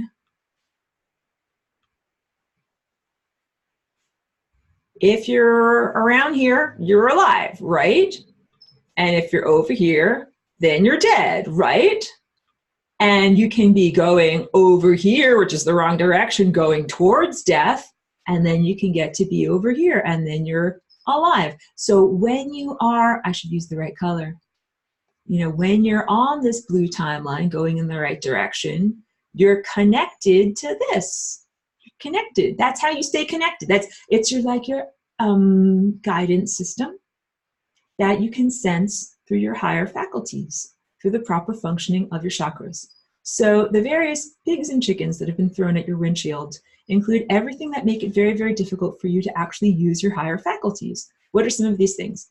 We can name them all. Vaccines, genetically modified organisms, all sorts of corruption in the food supply. So, you know, you want to eat out of tune guitars because then your guitar goes out of tune. Even just sugar. Sugar as being a substance that can make your biochemistry go out of balance, and like a portal through which, if your biochemistry is out of balance, negative entities can affect and afflict your mind and your consciousness and your emotions. And sugar, you know, which is just like a regular natural substance, but the way that it's put in everything, in all these food substances, and you know, makes people very out of balance. Like all of these things that make your chakras wibble wobble. All of these things. Yeah, you know, I'm talking about intentional pollution, mental pollution. How about advertising? How about things that are thought forms that make that destabilize your flight through time? Oh, okay, and really good comment from Pedro. And I thank Pedro for being in this class. So Elena was saying, yeah, at a certain point, they've thrown everything at you. And that's what the point that we are getting at. And we are like completely strong and have superseded all these things. But Pedro also says you can ignore them, but they won't go away. We have to send them to entropy. So yes, I send them to entropy. And you can also think about them, like if they have tentacles or something like that, or like teeth on a gear, or whatever you want to think about it. If there's some energetic aspect that's sticking into you, like it's perfectly within your right to chop it off and there's no spare parts. And so if you chop off all of their tentacles, or like grind off all of their gears so that they can't essentially eat or get energy from you anymore, then all they can do is sit around with no mouth and no energy and no food and do nothing. And that's like the low level pyramid guys in the economy of hell that they have zero in their bank account. They cannot ever get any money in their bank account. They're in this economy where they can't do anything without their money. And then what's their option? Go to entropy. So that pretty much like all of them are going to, not all of them, I'm hyperbolizing. Many of them in that situation are choosing to go to entropy rather than to continue in what would be considered, you know, a torturous state of semi-existence. Okay.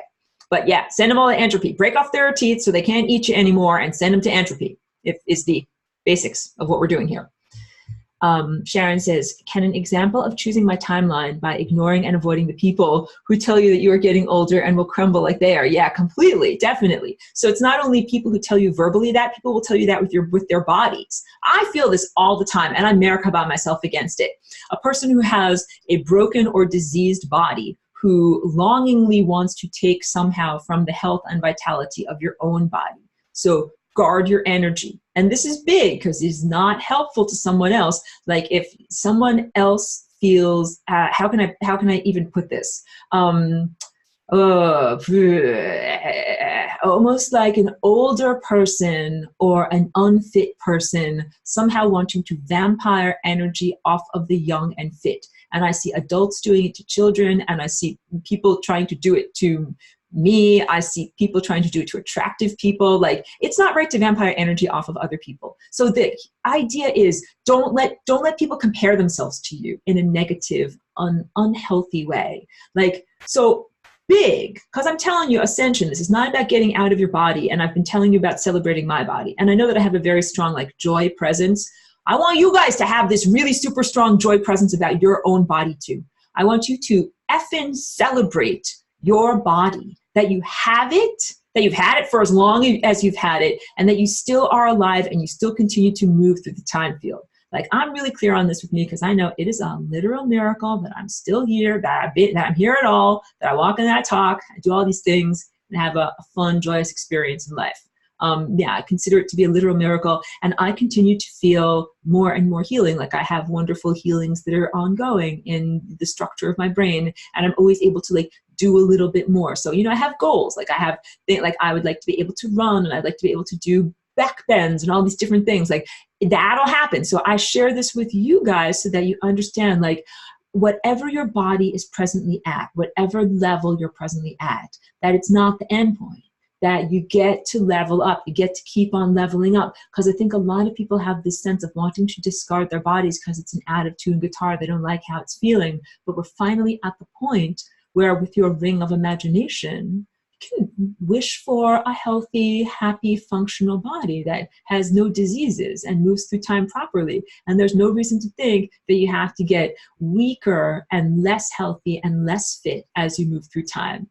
Be like, no, the most unlikely thing happened. All of a sudden you started running marathons at age 89. Some guy actually did that. He found the path of least likelihood for him, some guy in India.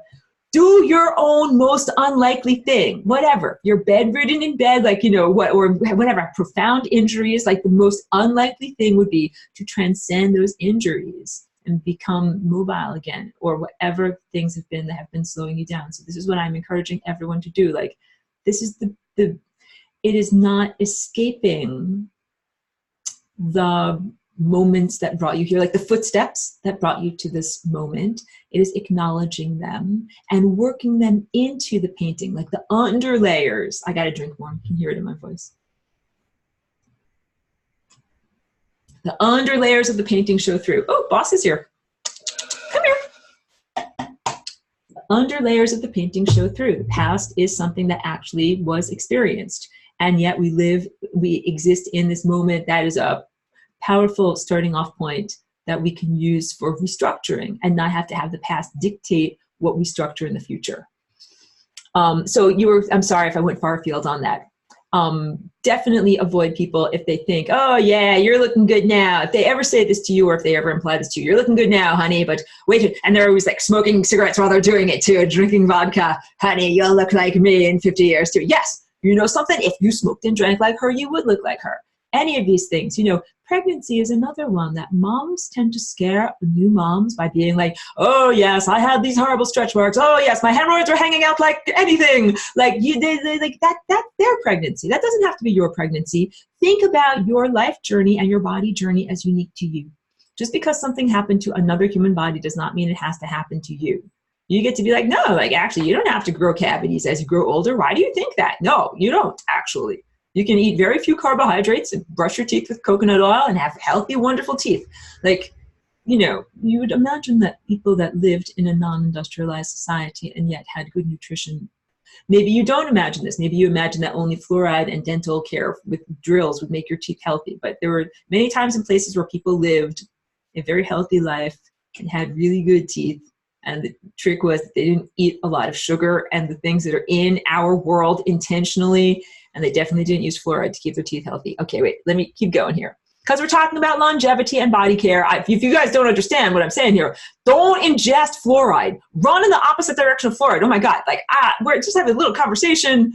Fluoride is horrible. It is horrible for your insight. It is horrible for your skin. It's horrible for every aspect of your body.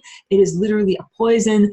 Before I would move to a community, literally when I've had to move in my life, I investigate whether it is a fluoridated water supply. I will not move there if it's fluoridated. So here in California, the rules have to do with the size of population. I think if it is a place larger than 30,000, it has to be fluoridated. So I always find a smaller place to live and usually has an independent water supply, like a lake, a well, or something like that, that is what serves the town. And it's chlorinated, but not fluoridated. I think that fluoride is a horrible industrial toxin that should in no way be placed into, you know, potable water intentionally by municipalities, and that it's criminal. It is literally criminal that this is being done at such a large level. So yes, I carry my own. You usually see me with a little water carafe. You know, I don't trust the water. I don't trust other people's water. You don't know what's in it. So yeah, I'm concerned about industrial contaminants, but also fluoride. So I used to drink distilled water, but I found that it did take a lot of minerals out of my teeth. So I think that it's really important, either got to take a mineral supplement if you do distilled water, or reverse osmosis water is better. Natural spring water is fantastic. Make sure it is not bacteriologically contaminated, even though natural spring water is great. And you can structure water, which usually means swirling it in a fun way before you drink it. And putting it in shungite or putting shungite rocks in the water also helps. These are just basic longevity things. These are like good things to do. And I work a lot with shungite, but not with the extract carbon-60, because I distrust or mistrust the labs that might be, you know, tinkering with that. I don't know how pure that is, but I do know that elite shungite and elite shungite powder, if you put that in your water, or if you mix that in with the fat or something like that, and you eat that or put it on your skin, that contains the carbon-60 molecules. And I know that that hasn't been adulterated. Like, I'm just super skeptical about everything in this world. Like, I talked with Miniman, had a good suggestion about zeolite. I said I had gotten a tainted batch that tasted like rubber car tires, like horrible, smelled horrible and tasted horrible. And so yeah, you got to make sure that your stuff isn't tainted, because they're everything. It's a war. It's a battle that we're experiencing. So Minnie says, but if I choose a better timeline and the world changes, all other timelines change too. No, how is it possible that I change my individual timeline and the world stays the same? I don't get it. Sorry. You leave the world of crappiness. Leave the world of crappiness behind, and you occupy the world of super fun joyfulness. And that is what happens. And you like to say, well, isn't there a version of me still on the crappy timeline? Yes, but you're not actually experiencing that version of you. It's like an unread book. It is unexplored potential. So this goes down to genetic potentials. Let me drink. We contain within us genetic potentials, but remember, through curling up the scrolls, tightly coiling up your DNA in the areas that you do not wish to express, you don't have to have those events or experiences manifested in the world. So you curl up Cancer. Not really interested in reading those chapters. You can curl up the timelines. DNA is connected to time, of the experiences that you do not wish to actually experience. And they exist as unmanifested potentials, but not actually diseases that you felt or actually things that happened to you. And you focus entirely on the eternal life, on unlikelihood timeline. Ines says, when I started to think about choices of timelines, I started to dream always about train stations and different platforms to reach or to go to the right train in the right direction with the suitable company and not much baggage. This is very good. I'm loving it. Then to warnings sometimes that I have missed the most suitable train and had to wait or search for the right connection was really teaching me a lot. So each of us has an inner compass system. Beautiful, beautiful. And I love, like, yeah, the dream imagery and you teaching yourself about this is very beautiful. Thank you for sharing that. That's Ines. She's over in Germany. Yeah, beautiful. Thank you for tuning in. I know there's a big time difference. That's what all this is, because it's not right for someone else to come along to you and say, tap, tap, tap, like, you're on the wrong timeline. You're supposed to get on that timeline over there. It's all being guided by your own inner compass system. So I'm definitely not going to tell anybody where to go, what to do or anything like that, but I'm hoping to instill values, teach you the map. Like, even understanding that little energetic pathway of how you go through the doorway many, many times in order to get into reality, and then have to go through the doorway all those other times in order to get back to reality. Like, these are, it's all meant to help you figure out what is the optimum timeline for you.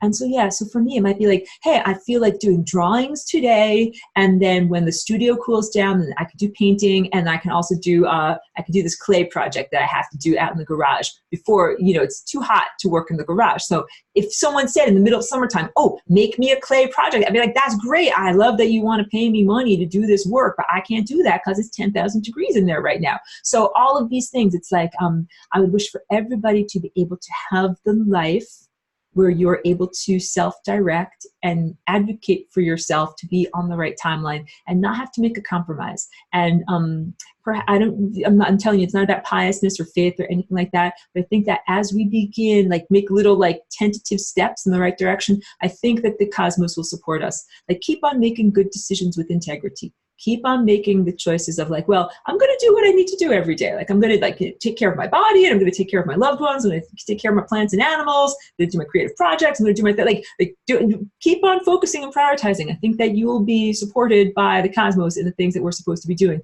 And again, like, I'm a very focused person. I have a lot of inner ambition. We know that I don't just, sit on the couch or do nothing or whatever. I would encourage everyone to utilize their time and utilize their life. This is not sitting on the couch or lackadaisical moment. This is the moment of pure creativity. So write an opera, run a marathon, do it, do the thing that you've always wanted to do. And if you don't know what you want to do, figure it out now. Get started somehow, do something. This is a very active moment. That's what this birth is. So for people like me, this is like, I'm really comfortable. I'm like, woohoo, like, I'm ready for this. But I understand some people might have intimidation. Let me just drink a little bit. Talk about this in drawing class or painting class. You get a white blank canvas, a blank piece of paper, and it's like, I'm intimidated. Like, it's expensive. This whole thing, this panel costs $20, and I don't want to screw it up, and I'm going to make it look ugly. And the best way to break through that is just, like, take a pencil and just, like, make a mark. It's erasable. You're not ruining the whole thing. There. You did something. Just do something, and then have that be the starting point. And then, of course, you continue and you grow and you refine. And I don't always share all of my earlier stuff, all of my earlier artwork and whatever.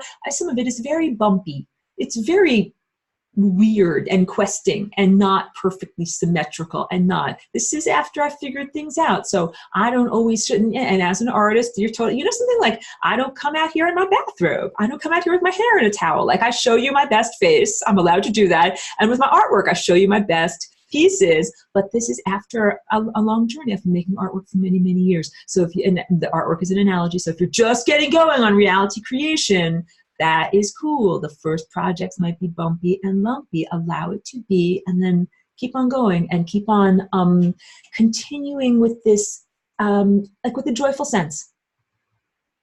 Thank you. Patricia is saying she misses my rants. I'm feeling extremely happy and uplifted today. I'm so happy and uplifted. Like, I didn't want anyone to think that I was drinking vodka in my drink. Okay. Like, this is just totally natural. This is what the energy feels like to me. And I don't want to flaunt it, but I know that some people feel, like, agitated. They're like, what's going on? What's going on? And that's what it's like. Like, also some people, when they start to feel good, they're like, I'm feeling good. What's going on? Something is happening. I'm like, oh, I'm feeling good. Just like, I'm ready for this world of pure imagination and creativity. I'm like, awesome, bring it on. But I understand, some people might not be ready for it. And some people might also be mired in the psychopathology, the PTSD, they're like got guns or whatever. They're like, you know, they can have that timeline. That is fine. But you work past it. You get past it. So yeah, I'm feeling peaceful and joyful. Hi, so we got a young lasagna participant. That is fantastic. Doing good work. Fantastic. Miniman says, if I don't FRL good enough, soon enough, and choose a better timeline, am I going to die and be, he says, effed by pooties and have to come back and try again? Is it really this serious? If yes, please say so. It is that serious, but I don't want you to feel unduly pressured.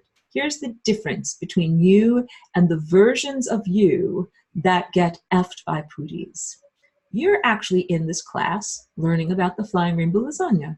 You're actually tuning in, asking questions, and making your own genuine efforts to understand what this is and embody it. It ain't easy. And when I talk like this, I'm trying to be like relatable, like it's very challenging. I'm asking you or encouraging you to do something that's very, very hard. Jump into the next dimension, everyone. Just jump into the next dimension. This is very hard. It's not easy. But you know something? What's interesting, because what I'm trying to do with this is acknowledge that we're doing something extraordinary. Instead of saying hard, let's say extraordinary. Someone emailed me. I did the weekend intensive. She really gave me a lot of positive feedback, but she said, and I appreciate it, that she didn't appreciate being told that something is hard. But maybe it wasn't hard for her to understand, but she said that, but I need to acknowledge, like I know some people are intimidated by the white canvas. I know that some people are finding lasagna to be complex. Let's say it's an extraordinary thing to do to jump into the next dimension. How about like running a marathon? I think that's hard. That ain't easy. No one just wakes up in the morning and is like, oh, I'm just going to casually do this. No, it takes extensive focus and training. So that's what this is. So Miniman, the difference between the version of you that falls off the edge of the world, goes to the membrane of death, experiences life in hell, all these horrible things that could happen to you. Oh, someone's even got a puppy. You have a puppy on board. This is beautiful. Very nice. You are actually here making the efforts and learning about things. Seeds have been planted in your consciousness. So let's say, if I drink a little bit here. Let's say the curtains go up on reality this minute. And Miniman, you're like, I don't know the words. That's the worst thing at karaoke. You're like, oh my God, I'm on stage. I don't know the words. Like, just, that's okay. Like, but you're kind of like, but wait a minute. Aurora told me, like, I can start with the beat. I can start with the beat. And wait a minute, I'm kind of hearing a little bit of the melody and I can hear a basic tone and I can just go along with the basic tone. Like even if you were totally not ready to play an entire symphony and the symphony started right now, even if that happened, you don't have to feel worried. You don't have to feel like, oh no, I'm not a trained musician. I don't know what to do. You're prepared. You've come to this class. You know that it will be time for you to create a new reality, create out of your imagination. Create out of your own desire to be healed of what has happened to you in the past and create a perfect or divine future for yourself moving forward. And maybe that's the best thing to do.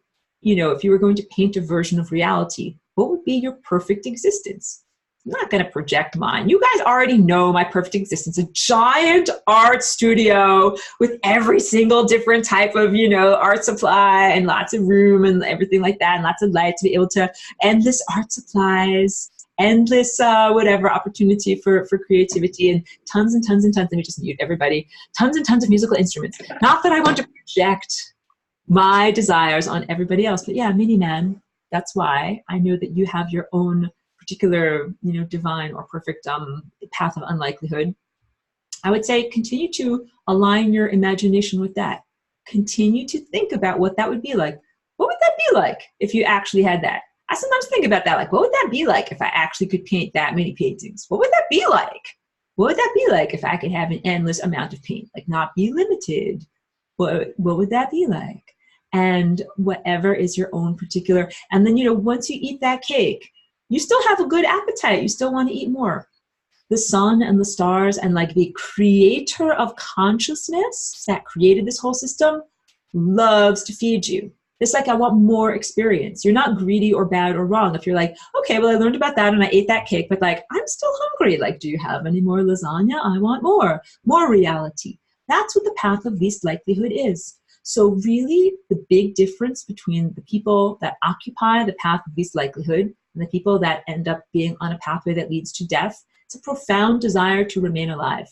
And I know people that like, are struggling against profound medical problems and injuries and things like that. And the people that are on this timeline, that are whatever, they're coinciding, their lives coincide with mine. I'm like, hey, they have a pretty strong will to live. Like they've made it this far and they keep on wanting to be here. And then there are many people who take life for granted, feel that life is burdensome, are incredibly self-destructive in their life habits, do not wish to be here, and they have accidents and diseases and they get to not be here anymore on this particular timeline. So think about this timeline that we're on as a trajectory, as a series of events. It's not the Mad Max timeline. This is the flying rainbow lasagna timeline. This is the path of least likelihood. This is the capacity to take your ordinarily mundane, limited, disease-ridden human body and turn it into something that is exalted and divine and perfect. That's what ascension is. Being on this timeline is ascending, is the process of ascending. And then making it to that culminative moment is ascension. And it doesn't have anything to do with getting out of here. That's the big takeaway. I'm almost at the end of this recording. We're not getting out of here. I sing that song, we gotta get out of this place. There are very many challenges at this level of mentality, but I would say you don't have to leave your body. Everybody is thinking that the solution is you die, you leave your body, and you go to heaven or go to some other place, or somehow you are free. What if you keep staying with your body? What if you make your body better? You don't have to go anywhere else. And also this idea of going to another planet. Like, no, I've already spoken extensively about the space diapers. You are not ready to go to another planet. And until you can write an extensive essay to me about why you want to go to another planet, you don't get to go to another planet. And just cause is not a reason enough to go. That's like saying, I would like everyone in this class to imagine your body is the planet. Your body is Earth. Your body is Earth. It's like a literal analogy. Why do you want to go to another body? That's not cool. Is it okay for me to be like, oh, I want to leave my body and go to your body? That is not cool. So someone was saying about, not talking to people who will tell you that you'll crumble. And I turned that into, not even that, but into basic interactions where people are like taking energy from your body. That's what they're saying. They're like, they like a part of your body. They're like, ooh, I like your body part. I want it to be mine. Like, no, that's my body. You're not allowed to have that. That's my face. That's my nose. That's mine. You're not allowed to have that. You have your own. So any of these things, if someone is like, oh, I love looking at that child running on the playground, my knees are too old and creaky to run like that anymore. They're kind of, in a way, taking energy and vitality and joy, looking at a child and then comparing it to their own decrepitude. All of that is a very unhealthy mental structure and emotional structure and energy structure. Yes, it is absolutely fantastic to look at children playing joyfully. I do it all the time. I walk to the park, you see the little kids on the playground. It's like, woohoo, they're having lots of fun. That is what you're supposed to say. You're not supposed to compare your bodies to them. Don't compare your bodies to other people. Oh, I'm very sorry. Like, I don't mean to be telling you what to do, but hey, man, I hate it when people compare their bodies to me. And my body is anomalous and I'm flying rainbow lasagna. But guess what? All of you guys are unique and individual. You have your own unique individual health challenges and trajectory, and you need to have like your own unique, diet and exercise plan to get to your best. And everybody has strengths and weaknesses, or things that they're overcoming, or things that they're really good at. So it's just really inappropriate. Like, don't be, I think, envious of someone else. Be like, I wish that I had whatever, their fingernails. I wish that I had, their earlobes. Like, that is not right. You're supposed to have the most of your own fingernails, whatever you have, the most for you. That's it. Any kind of thing. And for, to have your body functioning at optimum levels too. I think many people take certain things for granted, like the idea of nearsightedness or eyesight that is not correct, that is not clear. Like, that's very normal in this industrialized world, but it's not supposed to be that way. We're all supposed to be able to see clearly without glasses. So all of that too, like, we're all supposed to be very healthy athletes. And that is normal, who move through time without having to age until we're done being in this kind of container and you want a different experience. That's what we're supposed to experience. Patricia says, part of my daily practice includes sending to entropy various NAAs and the beings employing them. Awesome job. Fantastic. Good. And I salute you. I salute all of the people that do their own work at scrubbing up the muddy footprints, because this is an enormous task. So thank you very much for being here. I'm using a bucket and a mop. Pedro says, if we hug a tree, do we take energy from them? No. Well, if you hug a tree and you do everything the right way, it's rapport. And I lasagna and I hug trees and I kiss them too, but I don't French them, but I do kiss them. And it's all cool. Like, it's a giving and a receiving. And so I even think I've said it's sometimes easier for me to connect with plants and animals that don't have egos, because they're not like, are you trying to take something from me? Who are you? Why are you here? Why are you doing this? They're much more open to just having an actual energetic exchange. And if they ain't into it, they ain't into it. That's dog politics too. Like, hey, you want to play? No, ain't into it? Okay, bye, see it. Like, there's none of this other type of human stuff where people have hurt feelings. Like, they went across the street. Yeah, we went across the street. You better believe it. So I think that maybe humans could take a cue from that too. I'm just reading a private comment. Hold on. Let me drink while I read.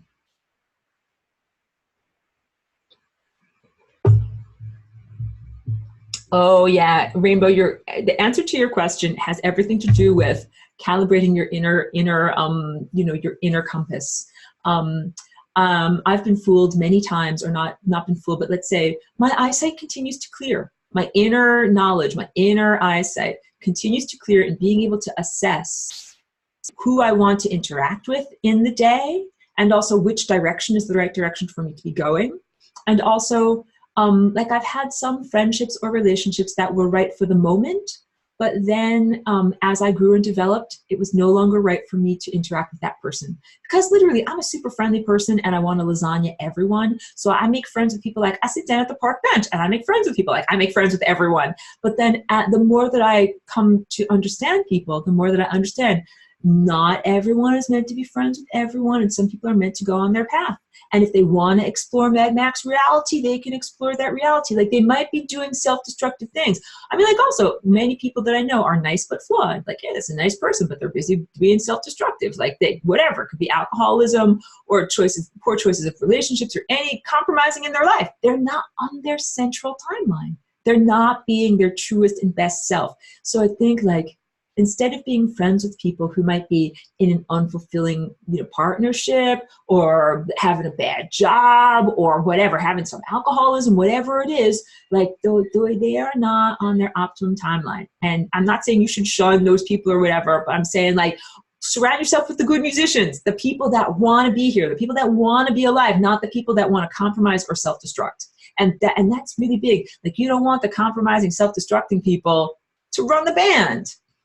Like, give them a small triangle, let them play, like, very quietly in the corner, but don't let them have a big loud tuba, because they're going to play self-destructive music. So until they get together by getting in line, like getting in alignment with who they really are, like, think of anybody who's engaged in self-destructive. What are they doing? They're hating themselves. Instead of growing, like loving and growing in a good direction, they are hating themselves and devolving and destructuring. So yeah, if you're trying to go in a good direction, surround yourself with people that are also doing it. And I have had to continually redefine, like, who do I want to be around? Because, like, my standards keep on changing. And I used to, just very personally, I'll just tell you guys this. I used to make all of my standards based on how people relate to me. Like, if you treated me with kindness or deference, I would be like, okay, I will be your friend, regardless of what other people might have said about you or whatever. Like, this is early on in my interactions here as Aurora. I gave a lot of people a chance because that's the way that I am. And then at a certain point, after I developed more, and after our journey of Birth of a New Dimension developed more, we got to a certain point in the journey where I'm like, okay, like, people are choosing up their sides, people are choosing their timelines, they're choosing who they're affiliated with.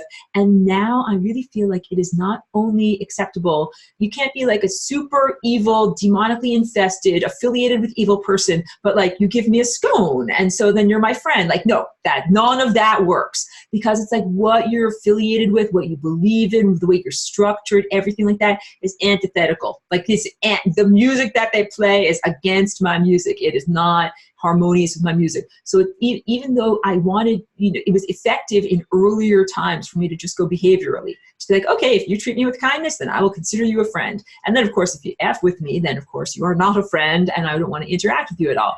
And that's been my basic way of doing it. But now I think we're at different standards. Now it is really more about insight. So yeah, it's not just enough for someone to treat me kindly or to be polite to me. Now I really have to feel that they are cognitively and energetically structured correctly.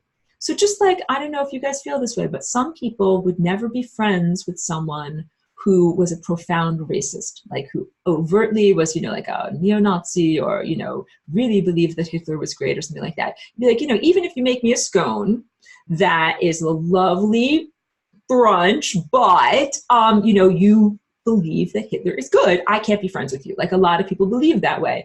And so it's like there are certain like boundaries or values where it's like, okay, even though you might give me something, like because of who you are and what you believe and what you align with, like I don't want that scone.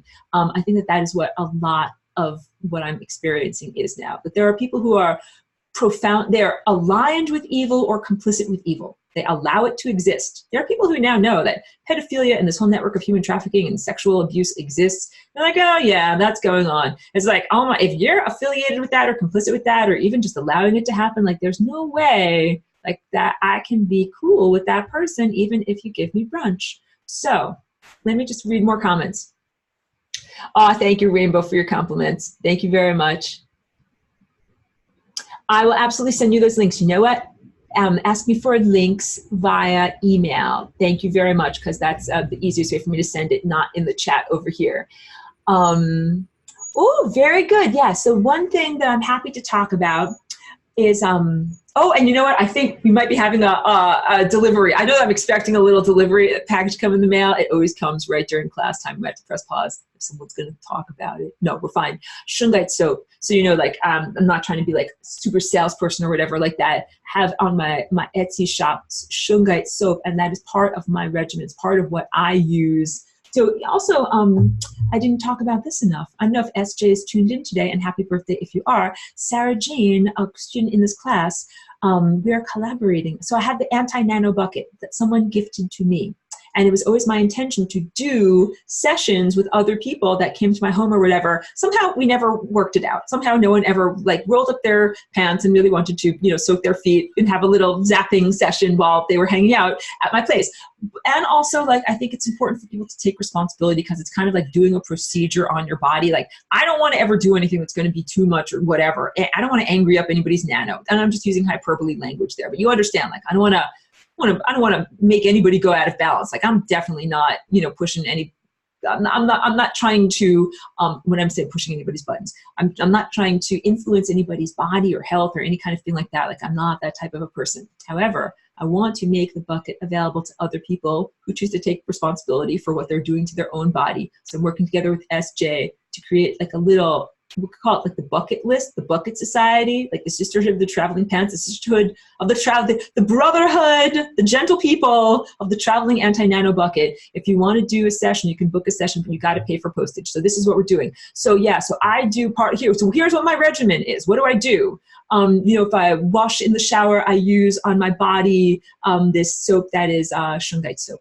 And not really on my face, because I don't really put soap on my face. But yeah, it's a very gentle soap, and I have a friend who makes it and puts the Shungite powder into there. And then after the bath, after drying off and exfoliating and everything, put on regular skin cream that I have, whereas I have a little jar of it. It is powdered to a very fine micron, elite, noble Shungite. And you just want to make sure it's powdered so that if you put it on your skin, like it's not crunchy, it's not too much on your skin. And I put a tiny amount of that in a large jar of regular commercial cream and mix it all in. So when I put it on my skin does not look black. Like 1/8 of a teaspoon over a month is plenty, because again, remember, all this, it absorbs and it is cumulative. But the idea is, and I've really found, let me just make sure everyone is muted. So, okay, what are the things? I didn't have necessarily Morgellons in the sense of seeing fibers emerge from sores that never heal. But what I do see on my body are out of place red dots. I'm like, there's never been a mole there, and it's not, nothing on my body is naturally bright red, and why is that there? And sometimes they're hexagonal looking and whatever. And I really find that, you know, shower washing with the Shungite soap, and I also use that as my daily hand soap, like just throughout the day, that I do that as part of my regimen, and it really helps. I have many fewer of those little red, you know, they're not like sores at all, it's like a little red plastic dot that is on your skin that doesn't wash off. So yeah, and I take my shungite moisturizer and I rub it specifically on those places, and they show up in energy centers of my body. Like they don't just show up in weird random places, not like just your shoulder or whatever. Like it shows up in sensitive places. So I'm like, I don't want to have red dots there. Like I don't have red dots on my face and whatever. So yeah, I definitely take care of. I do a lot with topical shungite soap. Put it in my moisturizer, drink my water out of it, put chunks of it in my water carafe, wear it on my body. I think I told you without sharing TMI, sewed it into my bra at one point. I got these little flat discs and just sewed them right in there. And that way I felt like I was like totally armored up. So yeah, as much as I possibly can, have a big tile of it on top of my 5G, the router that is right here for my computer. And oh, you know what? Another thing that I wanted to say to everyone in terms of the 5G and stuff like that, like the Wi-Fi, I no longer place my computer or my tablet on my actual legs if I'm using it. Really, I started to notice changes to like my skin texture and tone and everything like that. I think this is another thing that is causing profound aging for us, that if we didn't have to work so much in order to earn money, but also that the frequency itself is very aging too. I've found my skin was very dry and just not normal, not the way it usually is. And because I was very consistently like typing or doing emails or whatever. So I would suggest sit at a table so that the thing is over here, not directly on your body, or they have these little pads that you can get. I don't have one, but I'd like to get one that's kind of like an EMF protecting pad so that you have a shield underneath so that you can do your typing, because everybody has to do the freaking emails. And yes, you turn it off, and I don't carry my cell phone with me. Like I don't put it in my butt pocket or anything like that. I don't think that is healthy to do at all. And yeah, I would really recommend, like, if you have to bring your cell phone with you, like carry it in a bag, or, put it in a backpack or something like that. Ines has a good comment here about fluoride. She says, fluoride was first used as a rat killing poison. By the way, I use shungite, parts which I swirl them in a small laboratory mixture to create a vortex and hexagonal structure that is perfect, excellent. Then I add individual frequencies to create my own healing water. That is beautiful. And I would recommend everybody have a practice like that with water. Like water is definitely a programmable substance. Drink the purest water possible. I love that you structure your water with the shungite. I find that very effective. Good. Sharon says, I appreciate being told it is hard, so I know to just keep keeping on. See, that's thank you. Thank you. That is always my intention. Because I recognize, something, playing the piano is hard. Running the marathon is hard. Like none of these things are easy. You don't just fall out of the bed and do it. It takes effort and focus. And there's also recognition there that anybody who's doing this, like, my hat is off to you. It ain't easy. And doing it here. Daniela, so good to see you. She says, good afternoon. The feeling that is growing in me is a sense of autonomy, no matter the situation. It's a perspective shift, really. I'm getting cosmic context, which makes the little bumps in existence here that much more evident are just as bumps. That's really good. The bigger the end game, the less significant are the challenges getting there. If that makes sense, it does make sense. And I'm hoping it for everyone. If you feel like, if a little thing used to like make you fly off the handle, like, my donut is too stale. I'm going to get urge to kill rise. Like maybe those little things don't have to completely make us wibble wobble all over the place. Like maybe I can stay on the path of least likelihood, even if my donut is a little stale, even if there are these stupid things that happen. And I definitely have moments of where I'm like, urge to kill. But then, like I have whatever coping mechanisms to kind of like get back to happiness and get back to joy. It does make a lot of sense. So that's good. I'm happy to hear that. I understand, Pedro. Thank you for tuning in for as much as you possibly can. We know that you are in a work day. Thank you. Sharon says, is doing unmake movement the same as sending the putis to entropy? Very close. When I do this movement of unmaking, what I feel it is like erasing events that I was errantly making in time. So if I'm like drawing a special drawing like this, sometimes I'll look at it and I'll be like, no, that part over there has a little part that's not right. We're going to have to erase that, or there's a smudge or a thumbprint, like we're just erasing that little part. The sending the putis to entropy, I would envision almost more like a vacuuming away of all energy from them. Maybe a Ghostbusters thing, shooting lasers at them that take energy away from them. it is, or well, literally instead of using an anthropomorphic example, let's say literally what happens when they go into entropy is they stop moving through time. So right now they exist in a realm between time. They're not fully alive like us, but they're not totally in a state of non-existence. When they go to entropy, they go into a state of non-existence. That's like, if there's all of this music, and it's like, stop the music. Ka-chung, done. It's done. There are no more waveforms. Done. Like, imagine putting your hand on, that's a good analogy. You know, like imagine waveforms, like some crazy piano with lots and lots and lots of movement and everything like that. Put your hand on that piano, or the pianos actually have like a dampening thing you press down on. Press down on that pedal. Press and hold. You dampen down those strings. Those strings are not singing anymore. Those vibrations are not happening anymore. Yeah, that's actually a really good analogy. Press and hold. So that's like, I don't have pedals like that, but on some pianos, there's a pedal that is a dampening pedal that if you press it and hold it, even if you press the buttons, it doesn't make a sound. It's the mute button. Press and hold, everyone. Press and hold the mute button. Pedro says it's Puti's new anagram. I think it's a new way of spelling it. There is something, Puti's, like it's almost like a sauce, Putinesca.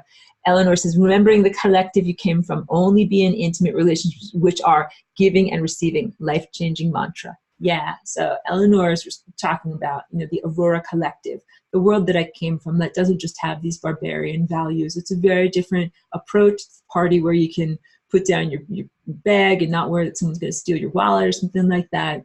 And the whole system of where I come from only can stay alive if there's an equal giving and receiving. You can't be in an exploitive system and have it be a perpetual motion machine that keeps on going and going and going in a state of perfect health and vitality. Like, you can't do that if somebody's getting screwed, because it means something is diminishing. Like, oh, the shoulder is diminishing over here, but everything else is totally perfect and great. But like, this is shrinking down. You can't have that. You have to have everything being healthy and balanced. So yeah, that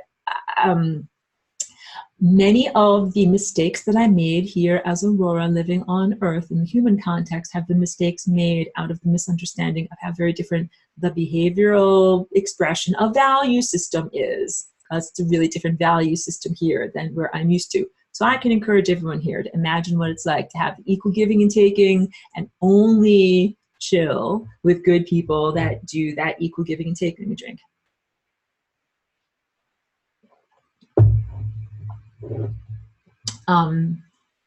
Eleanor says, can we send characteristics of a person rather than the whole person to entropy? Or does the whole entity need to go to entropy? I love you. I love your question. Yes, you can dampen individual strings. Now imagine that I'm like playing a guitar, and you do this when you're making certain chords. You're like, I want to play this string, and this string, but I want to dampen down these other ones. You put your thumb on there or whatever. So yes, you can be like, this person is great. These things are great, but the alcoholism is a string that we need to dampen. Or, you know, it's whatever. And that's actually a really good example, because that's like a self-destructive thing, and it's a family demons type of thing, and it's running programs in the DNA type of thing. So it's like saying, person has good potential, just has to, you know, like tighten up, tune up their instrument better, and play better music. But I'm not an apologist. Like, I want to really understand, I want everyone to really understand, like, people choose their paths. So if someone is being an alcoholic, like, they're making very clear choices about what they put into their body every day. And you cannot, you know, take that away from them and say like, oh, it's not their fault and blah, blah, and they didn't choose this and that. Like, this is all about people expressing who they really are. So, you know, if you want to send characteristics to entropy, I want to say, like, the cautionary tale is, I don't want anyone to have a lack of love. Like, if you accept, you accept. You're like, this dog is great, except, you know, like, it has fleas, it has 3 legs, and, you know, it like poops everywhere. Like, some of those things you can take care of. You know, you can get it a flea bath, and you can teach it to walk around on 3 legs, and that can be a lovely pet. But like, the pooping might be a behavioral issue that you just can't get past.